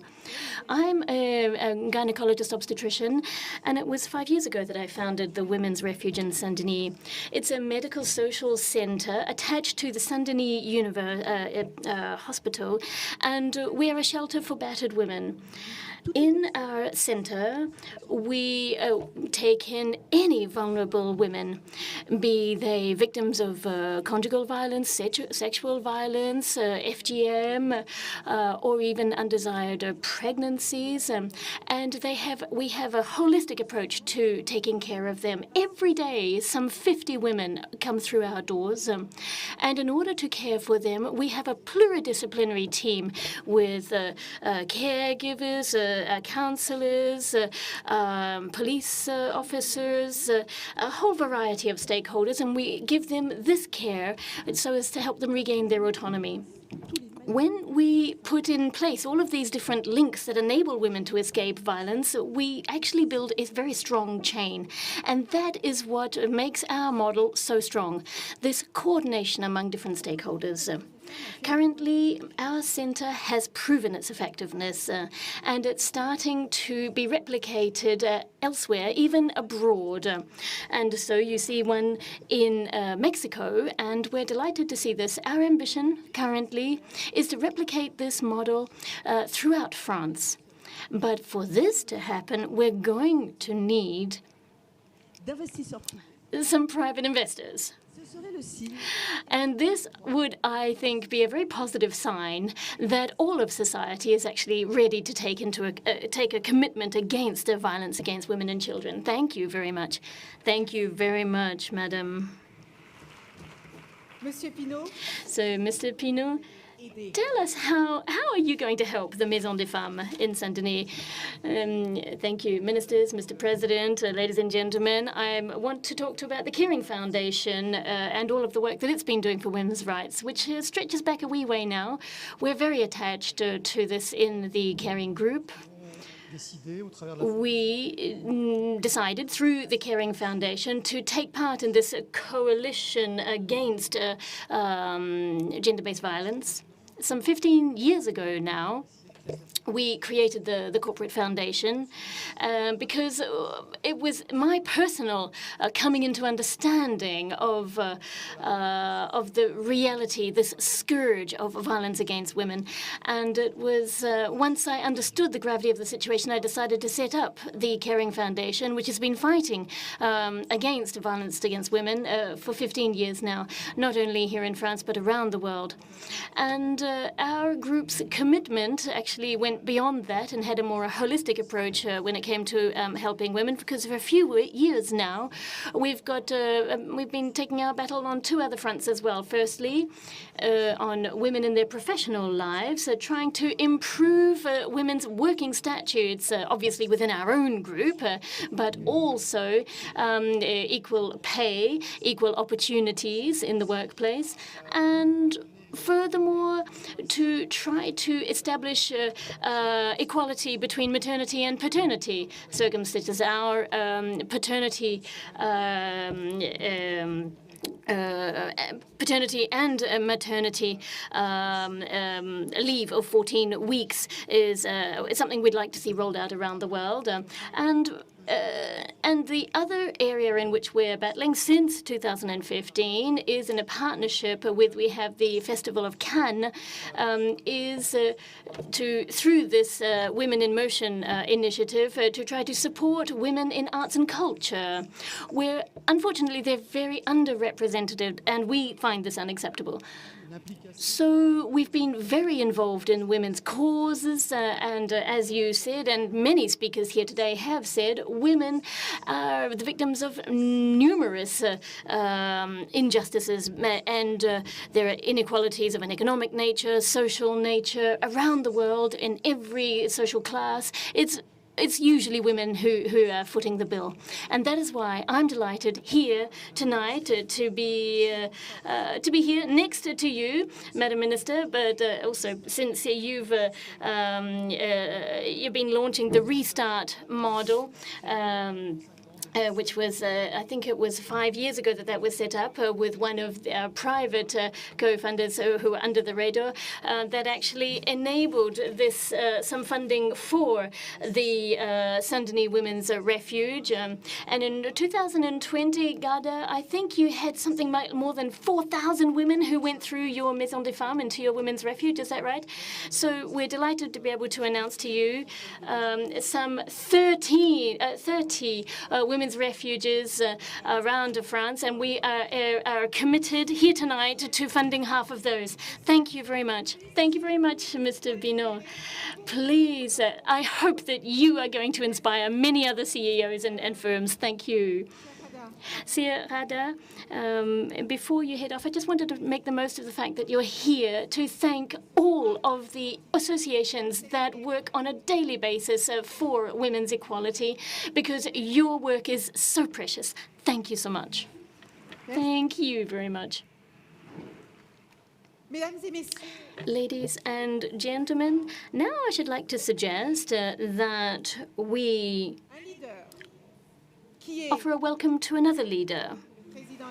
Just like the President of the French Republic, Emmanuel Macron, is very, very committed to the gender equality issue. He's not here physically, but we're going to be able to hear him. Justin Trudeau, Prime Minister of Canada. Thank you very much, Madam Minister. Thank you. Such an important global forum. A few weeks ago, I met Amina, a mom who started her own farm and local business in Canada. Amina's proud of what she's accomplished, and rightly so. But from finding good childcare to working in an industry dominated by men, she told me it hasn't been easy. As leaders and governments, that's something we have to listen to. We have to listen when women who do a double shift say they need quality childcare, when girls say they need access to education, when racialized women and Indigenous women and LGBTQ2 people say they need justice. We have to listen, and then we have to act. Avec des actions concrètes. With concrete actions, we can actually bring about a positive change for those who need it. Take the example of childcare. The pandemic has shone a strong light on what women and feminists knew for decades, and that is that childcare services are vital. And that is why in April we took on board $30 million and we plowed that into childcare service training so as to offer quality childcare services which will be able to assist some 250,000 women in Canada and help them return to work. In the course of this pandemic, we're seeing a revitalization of feminism, and I think that is what we need, not only in Canada, but throughout the world. Significantly, not only at home, but around the world. Our government is investing $100 million to support paid and unpaid care work globally. This new commitment makes Canada the largest national donor to the care economy worldwide. And when it comes to a feminist recovery, we're not stopping there. We're going to continue partnering with feminist organizations at home and around the world, because in the last 5 years, we've seen what we can achieve by working together. I think of the almost 25 million children whose lives have been changed for the better by the Global Partnership for Education, a partnership Canada will continue to support. I also think of the 100 feminist organizations that we have through the Equality Fund launched in Canada to defend working women's rights and also health clinics, or the nearly $40 million for women and girls through the Global Alliance of Coalitions. All up with this investment and our care, our focus on focus, this is a vital and significant sum of money, and we're delighted to announce that this money is going towards working towards gender equality. But this is only the beginning. Is at a crossroads, and the path ahead, well, it's the one being built by women and girls, by feminist movements and women's organizations, and by people in all their diversity in every corner of the globe. This is a generation that believes in a better future for everyone. And this is a generation that knows we cannot get there if anyone is left behind. In other words, This is a feminist generation, and it needs feminist governments to stand with it. Thank you. Merci. Merci, Emmanuel, d'avoir organisé ce forum. Thank you, Emmanuel, for having organized this forum. And now I'm like to hand back to the Madam Minister. Thank you very much, Mr. Prime Minister Justin Trudeau. Now, before moving on to our next panelists, I have some good news.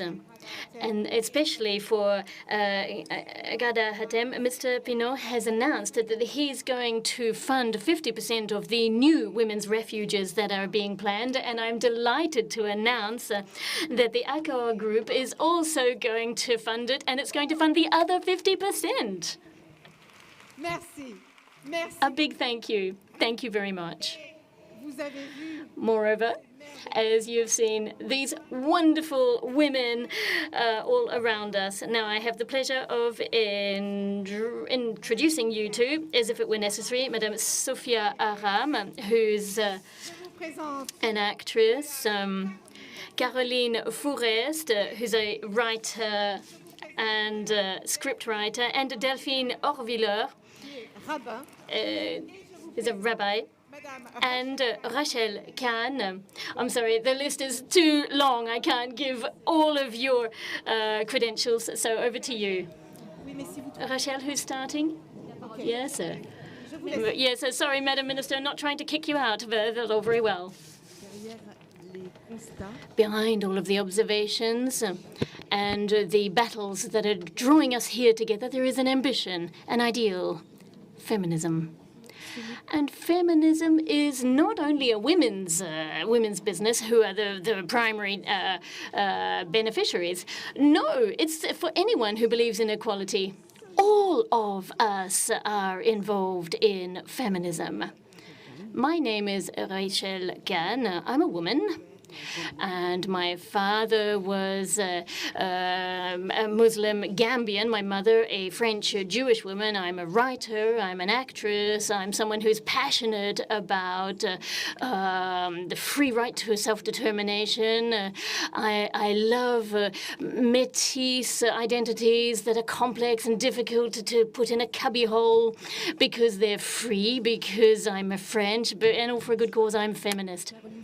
My name is Caroline Fourest, and at 5 years of age, I told my mother that I wanted to get married to a woman, and I didn't realize that that was actually a taboo, so I struggled for that to change. And I'm lucky enough to live in a country where I can marry whoever I love. So given the religious extremism and homophobic tendencies around me, I became a journalist and then a writer. And I'm just as attached to freedom of expression as I am to equality. I'm a feminist. I'm Sophia Aram. I was born and raised in Trappes in the Paris suburbs. My parents are Muslim, and I'm a humorist and an atheist of Muslim culture, which sometimes means that I have a hard day because, you know, I get threats of rape from the extreme right and death threats from certain Islamists. But everything's fine, and everything will continue to be just fine as long as we can keep laughing about it and as long as we can abort. Now, I know, yeah, it sounds like I'm summarizing. It does sound very, very brief, but, you know, we haven't got a lot of time.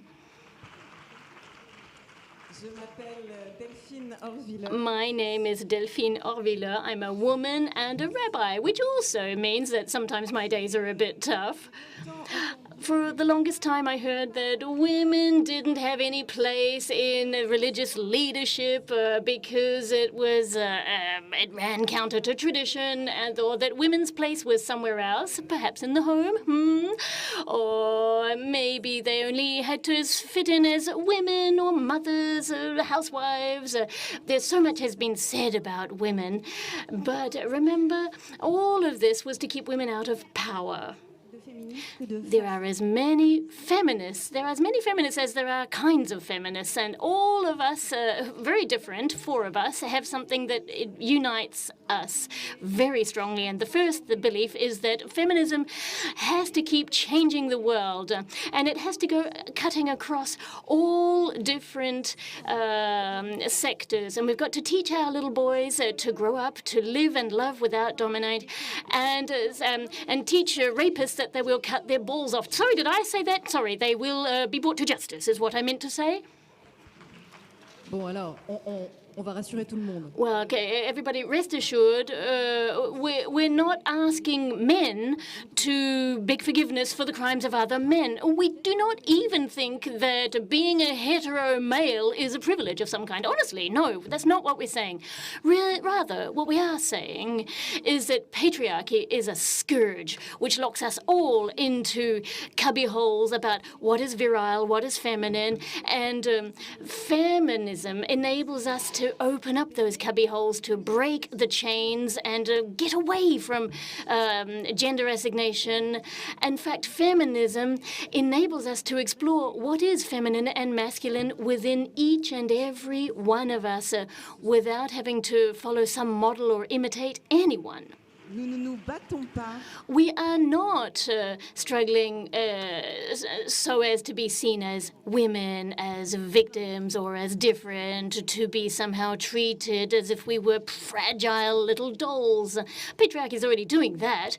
No, what we're fighting for is to be able to dare to do things, to dare to dream without being coerced or pushed into getting breasts put on, changing our vaginas or hair. No, we should be free. Our bodies should be free to live with our bodies or to change the sex that we were born with, to work and take a break out of work to raise children, and that women and men have the same rights without being judged. Feminism is a promise of freedom. It's a humanism. It's a universalism. And universalism, I think you can actually applaud universalism, can't you? Can't you applaud that? Universalism doesn't mean that everybody exacts in exactly the same way at the same time. It doesn't mean that all of us are clones of one another. No, it's about dreaming of a world in which we can be what we want to be, regardless of sex, gender, origin, background, religion. And it's not, as we sometimes hear, that we are refusing to name discriminations and obstacles. The opposite is true, I would say. Au contraire, we have to look at them squarely in the face and call them out. Patriarchal traditions, the exotic respect of cultures, and propaganda. And why not those who are trying to defend secularism or those who fight for equality for women and girls in the classroom. Toxic, virile nationalism, fundamentalism, all of these are colluding to form barriers around our bodies and our lives. Feminism doesn't have to throw in the towel because it's scared of causing offense to any minority culture or religion. Because remember that cultures and religions aren't actually speaking off their own bat. Sometimes they are used by the status quo. So let us not give them the chance to dupe us. Inclusions. Today's the 30th of June, and that's actually the anniversary in which we lost Simone Weil. Remember that sexism has no color, has no religion. It's everywhere. So let us fight it everywhere. Let us do it with strength, unabashedly, but above all, let's fight it together.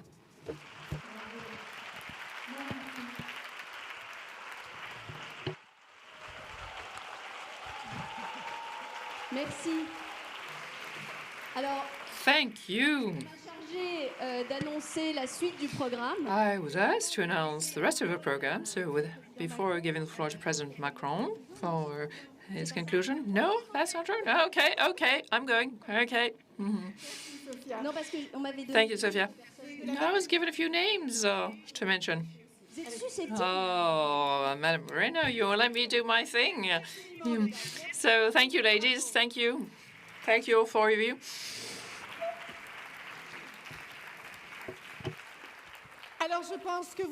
So I can imagine you guessed that this brings us to the last panel. And right now, we are going to talk in the last panel about an issue that is essential in the feminist strategy of France and of other countries that have committed to the Forum Generation Equality, and that issue is the defense and defenders of rights.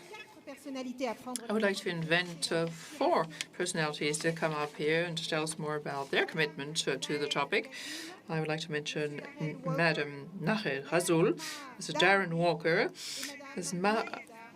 Dahawi, and Mrs. Mayada Adil. Applaudissez-les, encouragez-les. I think you can give them a hand. Madame Nahel Gazoul, nous allons commencer avec vous. Madam Nahel Rasoul, you are a Syrian activist, a staunch defender of human rights and democratic rights, and you have worked for the rights of young girls. You have the floor. Your Excellency, Mr. President, Your Excellencies, world leaders and presidents, distinguished guests, great audience.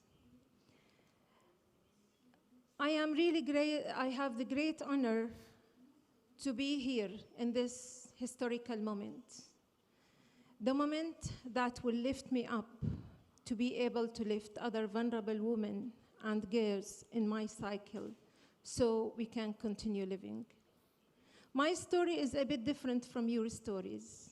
I wish I could have the privilege to sit back, to talk like you about sustainable projects that could empower women and girls in my country. Let me introduce myself. My name is Nahel Gazoul. I'm a Syrian academic, activist, and a human rights defender. I come from Homs city in the middle of Syria and worked at Aleppo University to the end of 2011. I graduated and got my PhD from the UK, and I am a member of the civil society of the UN Special Envoy to Syria. As women representation in the political process is still very shy, although we represent more than half of the Syrian population. When the Syrian crisis started in 2011, everything was falling apart. The whole world have heard of our story, the story of a war, and maybe it's the worst humanitarian crisis since the Second World War. At that time, everything was falling apart around us. We were denied the freedom of expression, needless to speak about academic freedom. By the end of that year, I was invited by the government to attend a conference at Aleppo University to say that, or to confirm that it is an international conspiracy against what's happening in the country. But I spoke against what was expected, and I mentioned that, you know, when peaceful demonstrators are faced with power and weapon, when the blood is streaming in the streets, peace will not be restored ever. At that moment, I was held accountable, I was wanted. I had to flee Syria urgently to Jordan with my husband and 2 children. The 10 years of my life in Jordan were not easy, not paved with roses, let me tell you. I worked day and night. I managed to get an academic post at a Jordanian university. And because I'm Syrian, I was not very much welcomed or allowed to have my own NGO or association through which I could formally support other Syrians. But this didn't kneel my work down. I had to work day and night to volunteer with every possible NGO organization to pass the voice of voiceless refugees in Jordan about the most current and hot issues at that time. I advocated for the rights of hundreds of Syrian women whose role has changed dramatically from being housewives into becoming breadwinners. Needless to speak about 500,000 Syrian widows in Syria fighting for bread for their children. Needless to speak about the detainees women who are facing appalling and living in appalling conditions. I was advocating for the rights of little girls to prevent child marriage and minor marriages, to allow those girls to go to school to get education, because when the family had the privilege of choice, they will choose the boy rather than the girl, because he will be the family leader and the family bride. I also advocated for the rights of the war-injured people who couldn't find anybody to help them even in finding their daily diapers or medication or receiving physiotherapy. And also, I fought for the education of our young generation out of the belief that if you give them a pencil, you prevent them from carrying a bullet or a weapon. You prevent them from being a target for misleading and fanatic groups. But unfortunately, the efforts in that concern were very shy. I also was an advocacy consultant for the Syrian American Medical Society, so we advocated for the rights of civilians in besieged area inside Syria, in having food, humanitarian corridors, medication, and we reported the continuous systematic targeting of medical facilities. All these actions have been taken against me, and I was again wanted by the Syrian regime. In Jordan, yeah, please, we waited a lot, so just to conclude, just 2 minutes, yeah. Actually, in the mid of all this, I was picked up by PAUSE, the program that provided me with a lifeline when I lost my academic job in Jordan in 2019. I would like, from this stand, to thank PAUSE for providing me with this opportunity, to thank Nanterre University and Modico Research Center, to thank the French government, which provided me with the visa when it was very hard for people to get visa, which I hope it will be granted for my children to be able to join me.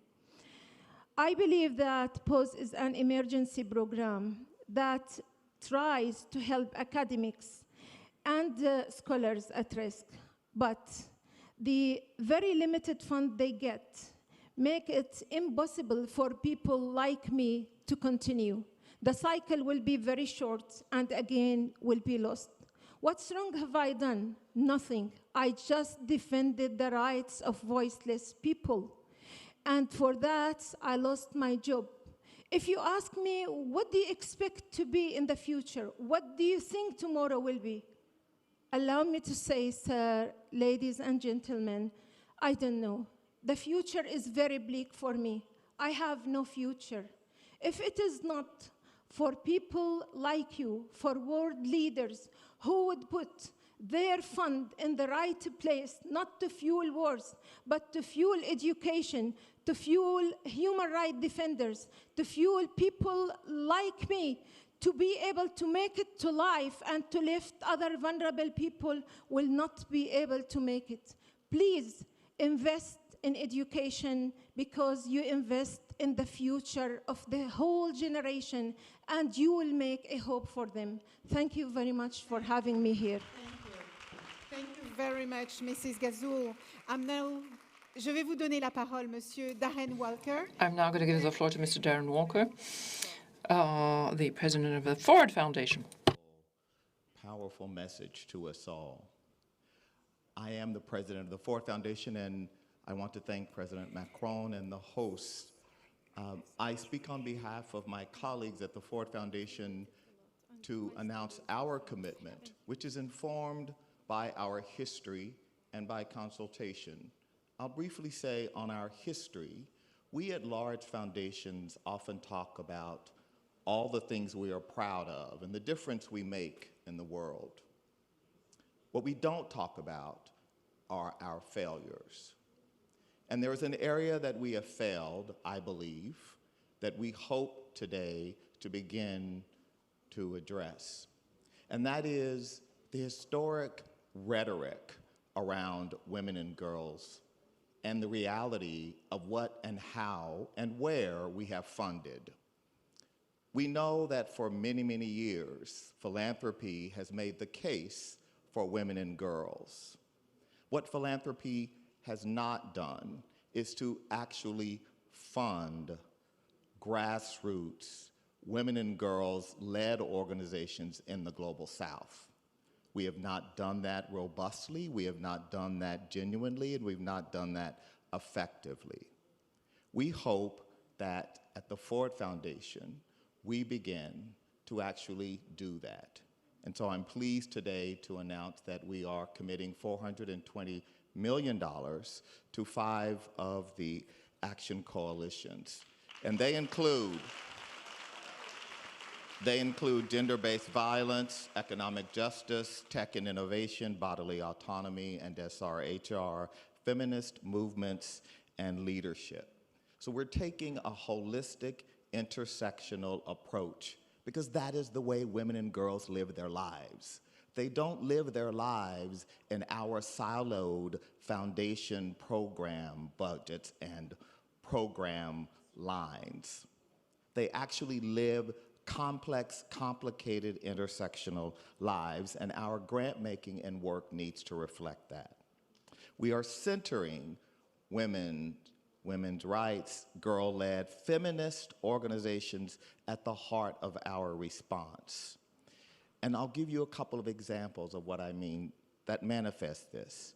One of the things I'm most proud of is our investment in the Black Feminist Fund, which seeks to fund grassroots Black feminists to shift the dynamics around development and the discourse around women and girls, putting at the center the challenges, the aspirations of Black women and girls.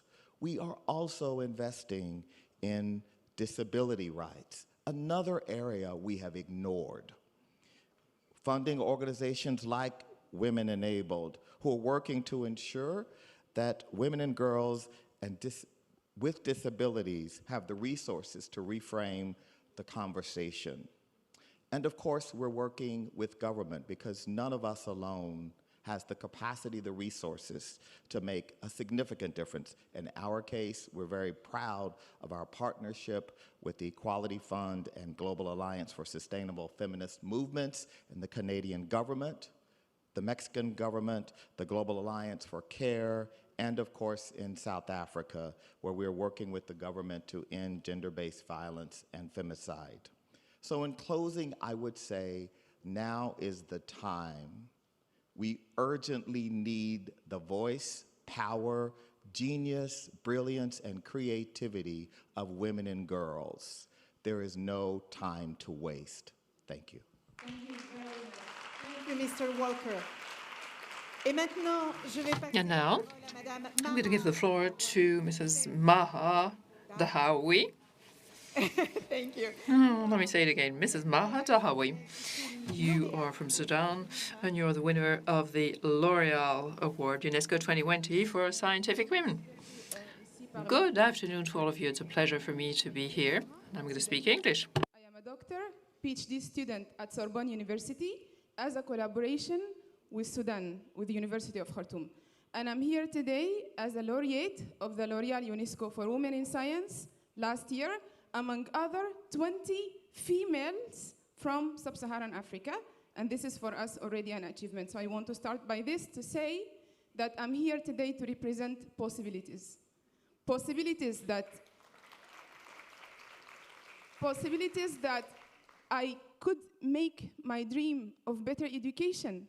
I'm here as a glimpse of hope of so many thousands of other females from Africa.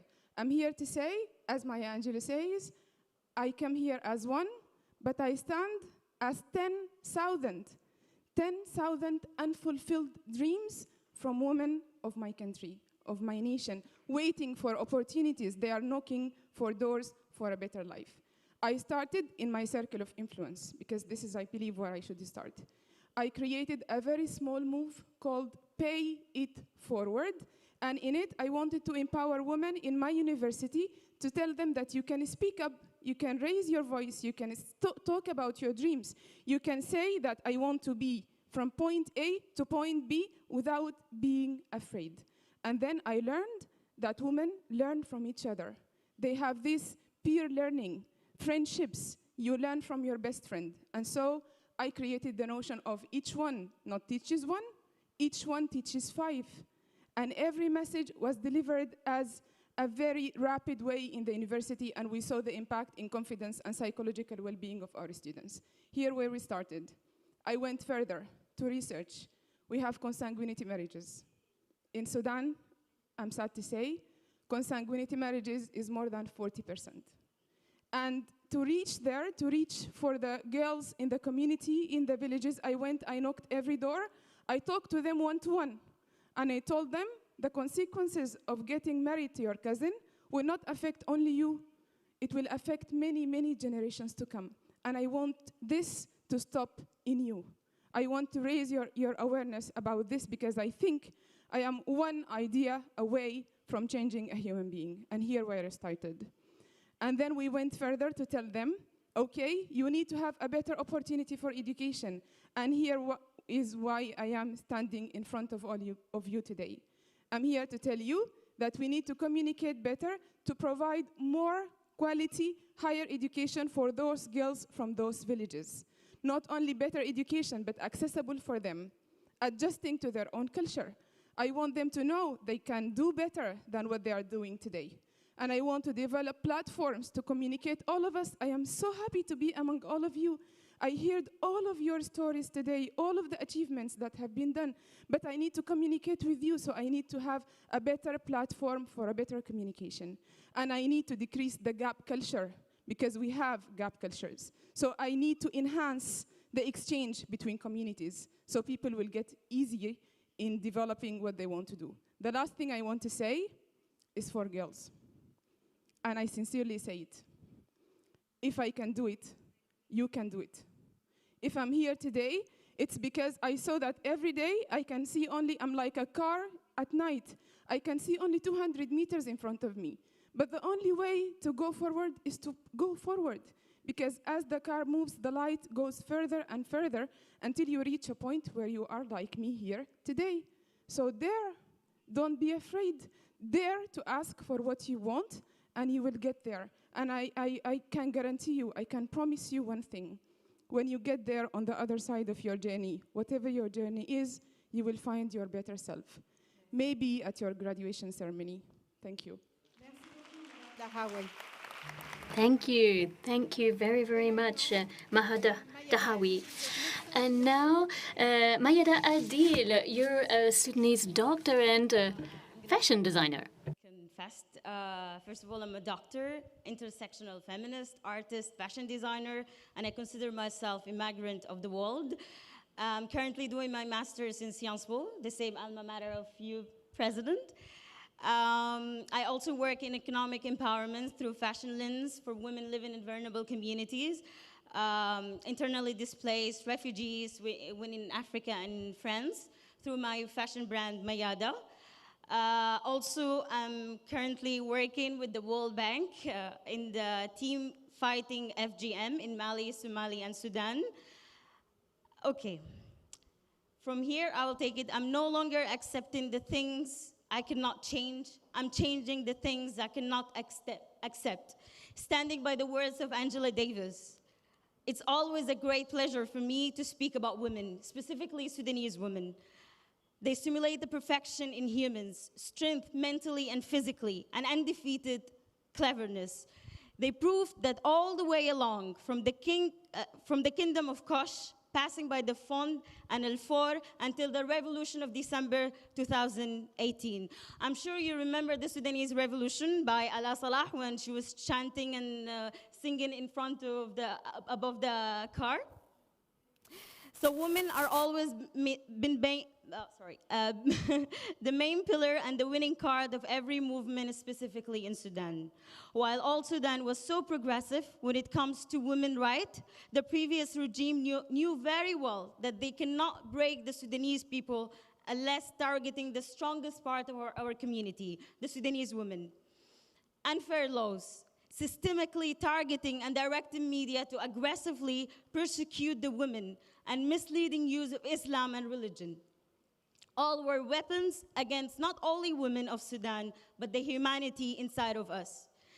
That's one of many reasons that made the December Revolution to be a woman-made and led and framed revolution. I greet all the Kandakas, the Nubian queens of my own country, who have been leading the Sudanese Revolution 2018-2019, been the front line, risking their lives, keeping the revolution spirit moving. But what happened? 50% chances of political representation seats, it's way less than their given rights. The Sudanese current government reduced it by 40% of representation, as if men leading Sudan for past decades took us anywhere less than civil wars and dividing the society. It's a patriarchal lens of their preserving women's qualification in the political spheres. The question now is, how can we develop more? How can we systemically empower the women, educate, protect, and promote their rights? I would say, end child marriages, as you said, end FGM, as we all know, end literacy. We have the right to wear what we want, to think and to have access to higher education, sport facilities, and mental health care. More scholarships in different fields, as you. More support to women's organizations that center what can take us for the next level. It's been a while since the Sudanese feminist movement, all women groups, united around 78 bodies of work together to accumulate the awareness and consciousness of women's rights, forcing the Sudanese society to acknowledge their rights and to create coalition and a collective efforts to grassroots levels to allow more inclusion and eradicate the oppression, inequalities that facing Sudanese women on a daily basis. Let's help and support them. Let's give back what belongs to us, the Sudanese women. But before I finish, I have a request to make to Mr. President. You said at your opening speech, we don't want women to be a second citizen of the world, right? In your statement, I would like to ask you to take care and give more attention personally on the cases of women and the vulnerable women in France. I particularly pointing to undocumented asylum seekers and refugees women what so-called strangers in France, who are suffering in the street of France with or without their children, whom also are victims of violence, also victims of FGM, also victim of rape, rejected from the Afra, from the court, and are facing deportation. I would ask you to commit to end those women's suffering in your country and to assist in preserving their dignity. Thank you. Thank you very much. Thank you. Mrs. Gazoul, Mr. Walker, Madame Dahaoui, Madame Adil, je vous remercie infiniment. Thank you very, very much. And now I would ask you to kindly regain your seats because... Ils peuvent rester là? Oh, may they stay? They may stay up here? Then please. Mr. Warren, you can stay if you wish to. Thank you. Thank you. Thank you very, very much.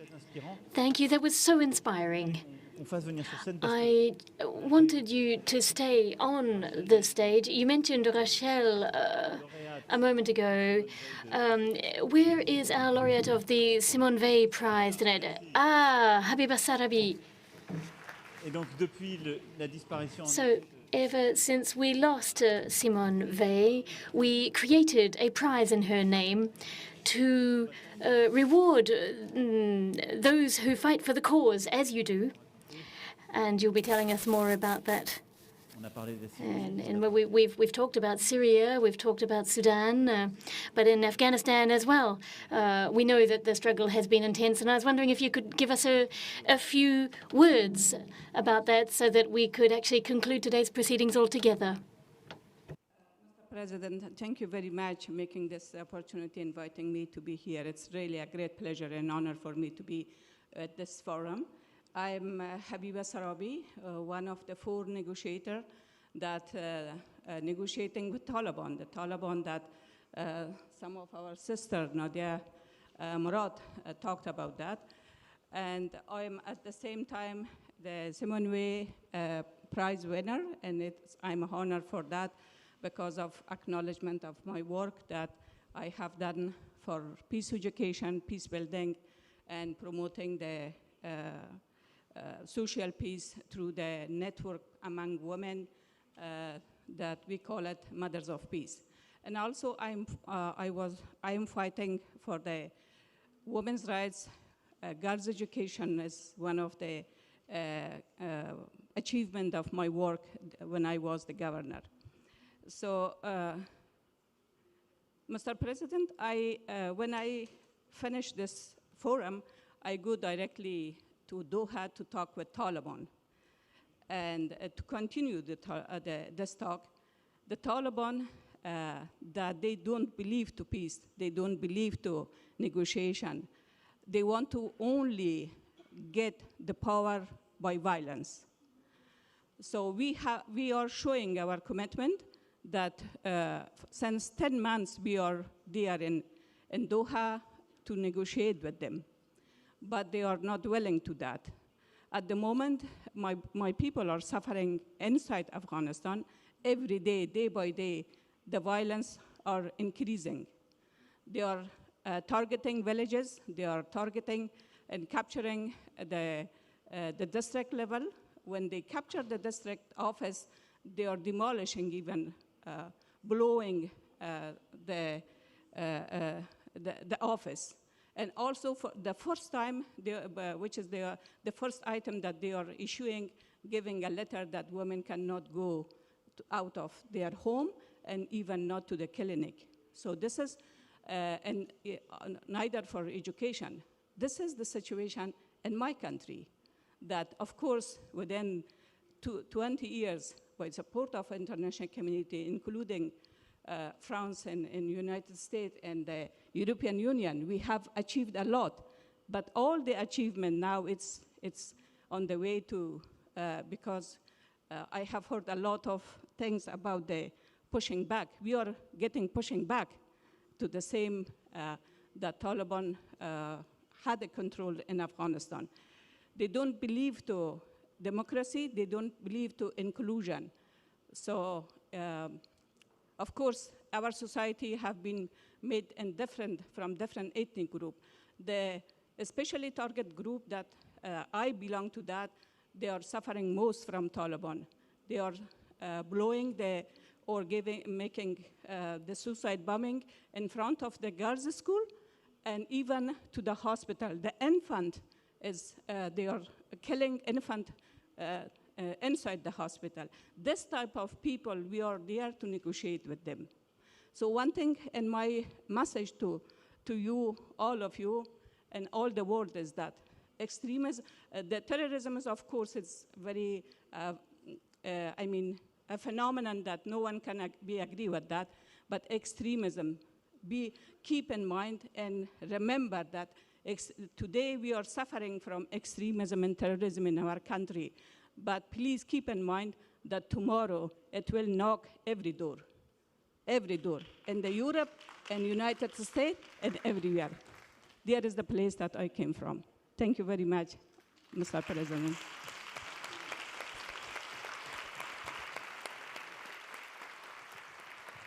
Thank you very much. First of all, thank you to you, Madam Minister, for having been the moderator today's forum, over and above all of your usual duties and the very varied subjects that you've been able to discuss today, but also wanted to especially thank you. Thank you, heads of state and government. Thank the private sector leaders who've joined us, the organizations leaders who've made commitments here today.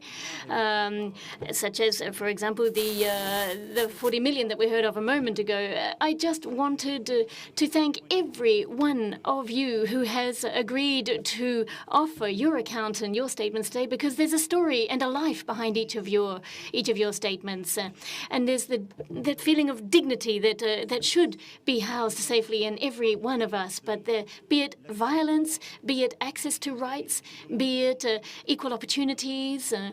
We've talked actually less about economic life and rights, but this is another battle which is right at the heart of the interests of this forum, and it's in our societies where we need to make progress, and we do have a lot to be done back at home, if I could say, because I get to see this every day, and I get to see it with all of the NGOs with whom we discuss, but we will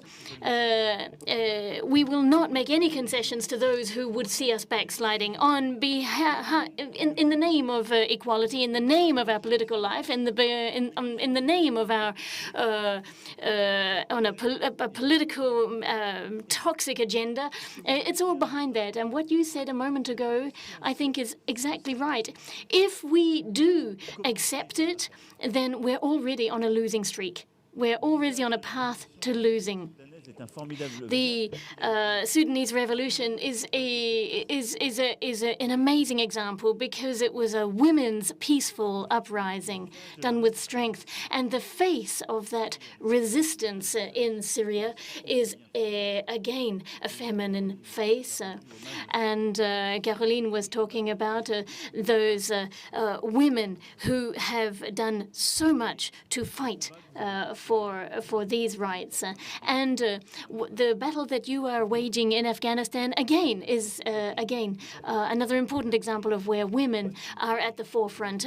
Now, I think you've been able to show us such courage in the face of the worst calamities, and it's been remarkable to see those examples. And that's why we wanted to be able to promote defenders, as you all are. You're all defending your rights. And I think we need to protect all of those militant activist defenders who are risking their very lives for this cause. This battle, I think, has been said, is also being waged in Turkey, in Poland, in so many countries around the world, and we need to support them. And so I think we need to start at the grassroots, training, education, changing mentalities, so as to enable everyone to access civilization. What was said so beautifully a moment ago, it's the self-determination, and that is what is behind dignity.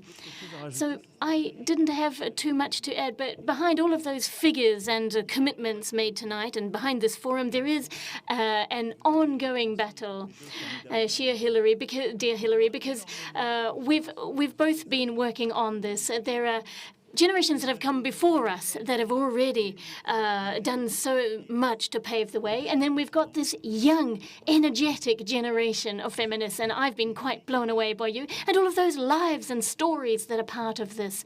And their children, yet to come, will continue this struggle. So we have no choice.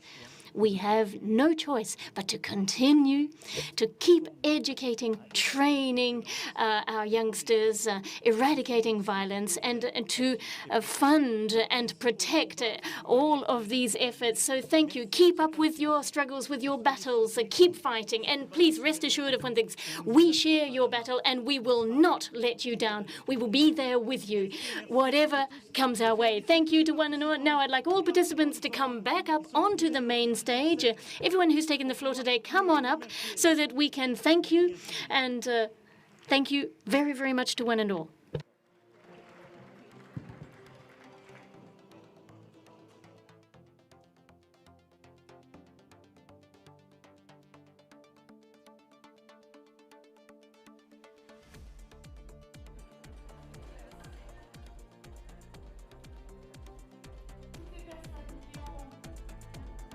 Généreusement cet après-midi leur expérience. Si vous voulez venir sur scène. Everybody who has given up their time to come and participate in today's events, please come onto the stage for a family photo.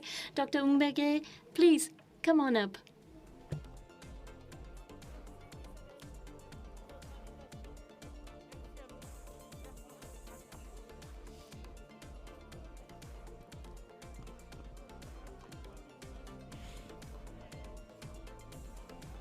S'il vous plaît.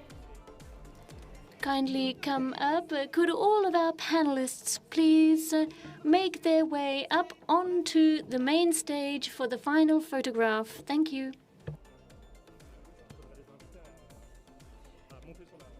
Si vous voulez bien aller sur la scène principale. Could you kindly make your way up onto the main stage, and we'll be having a final photo session. A group photo, please. Kindly make your way up. Yeah. Caroline, emmène-les là-bas.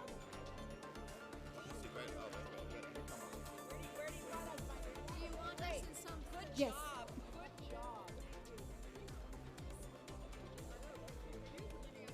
May I ask you to go? Okay, can you go to the principal stage, please?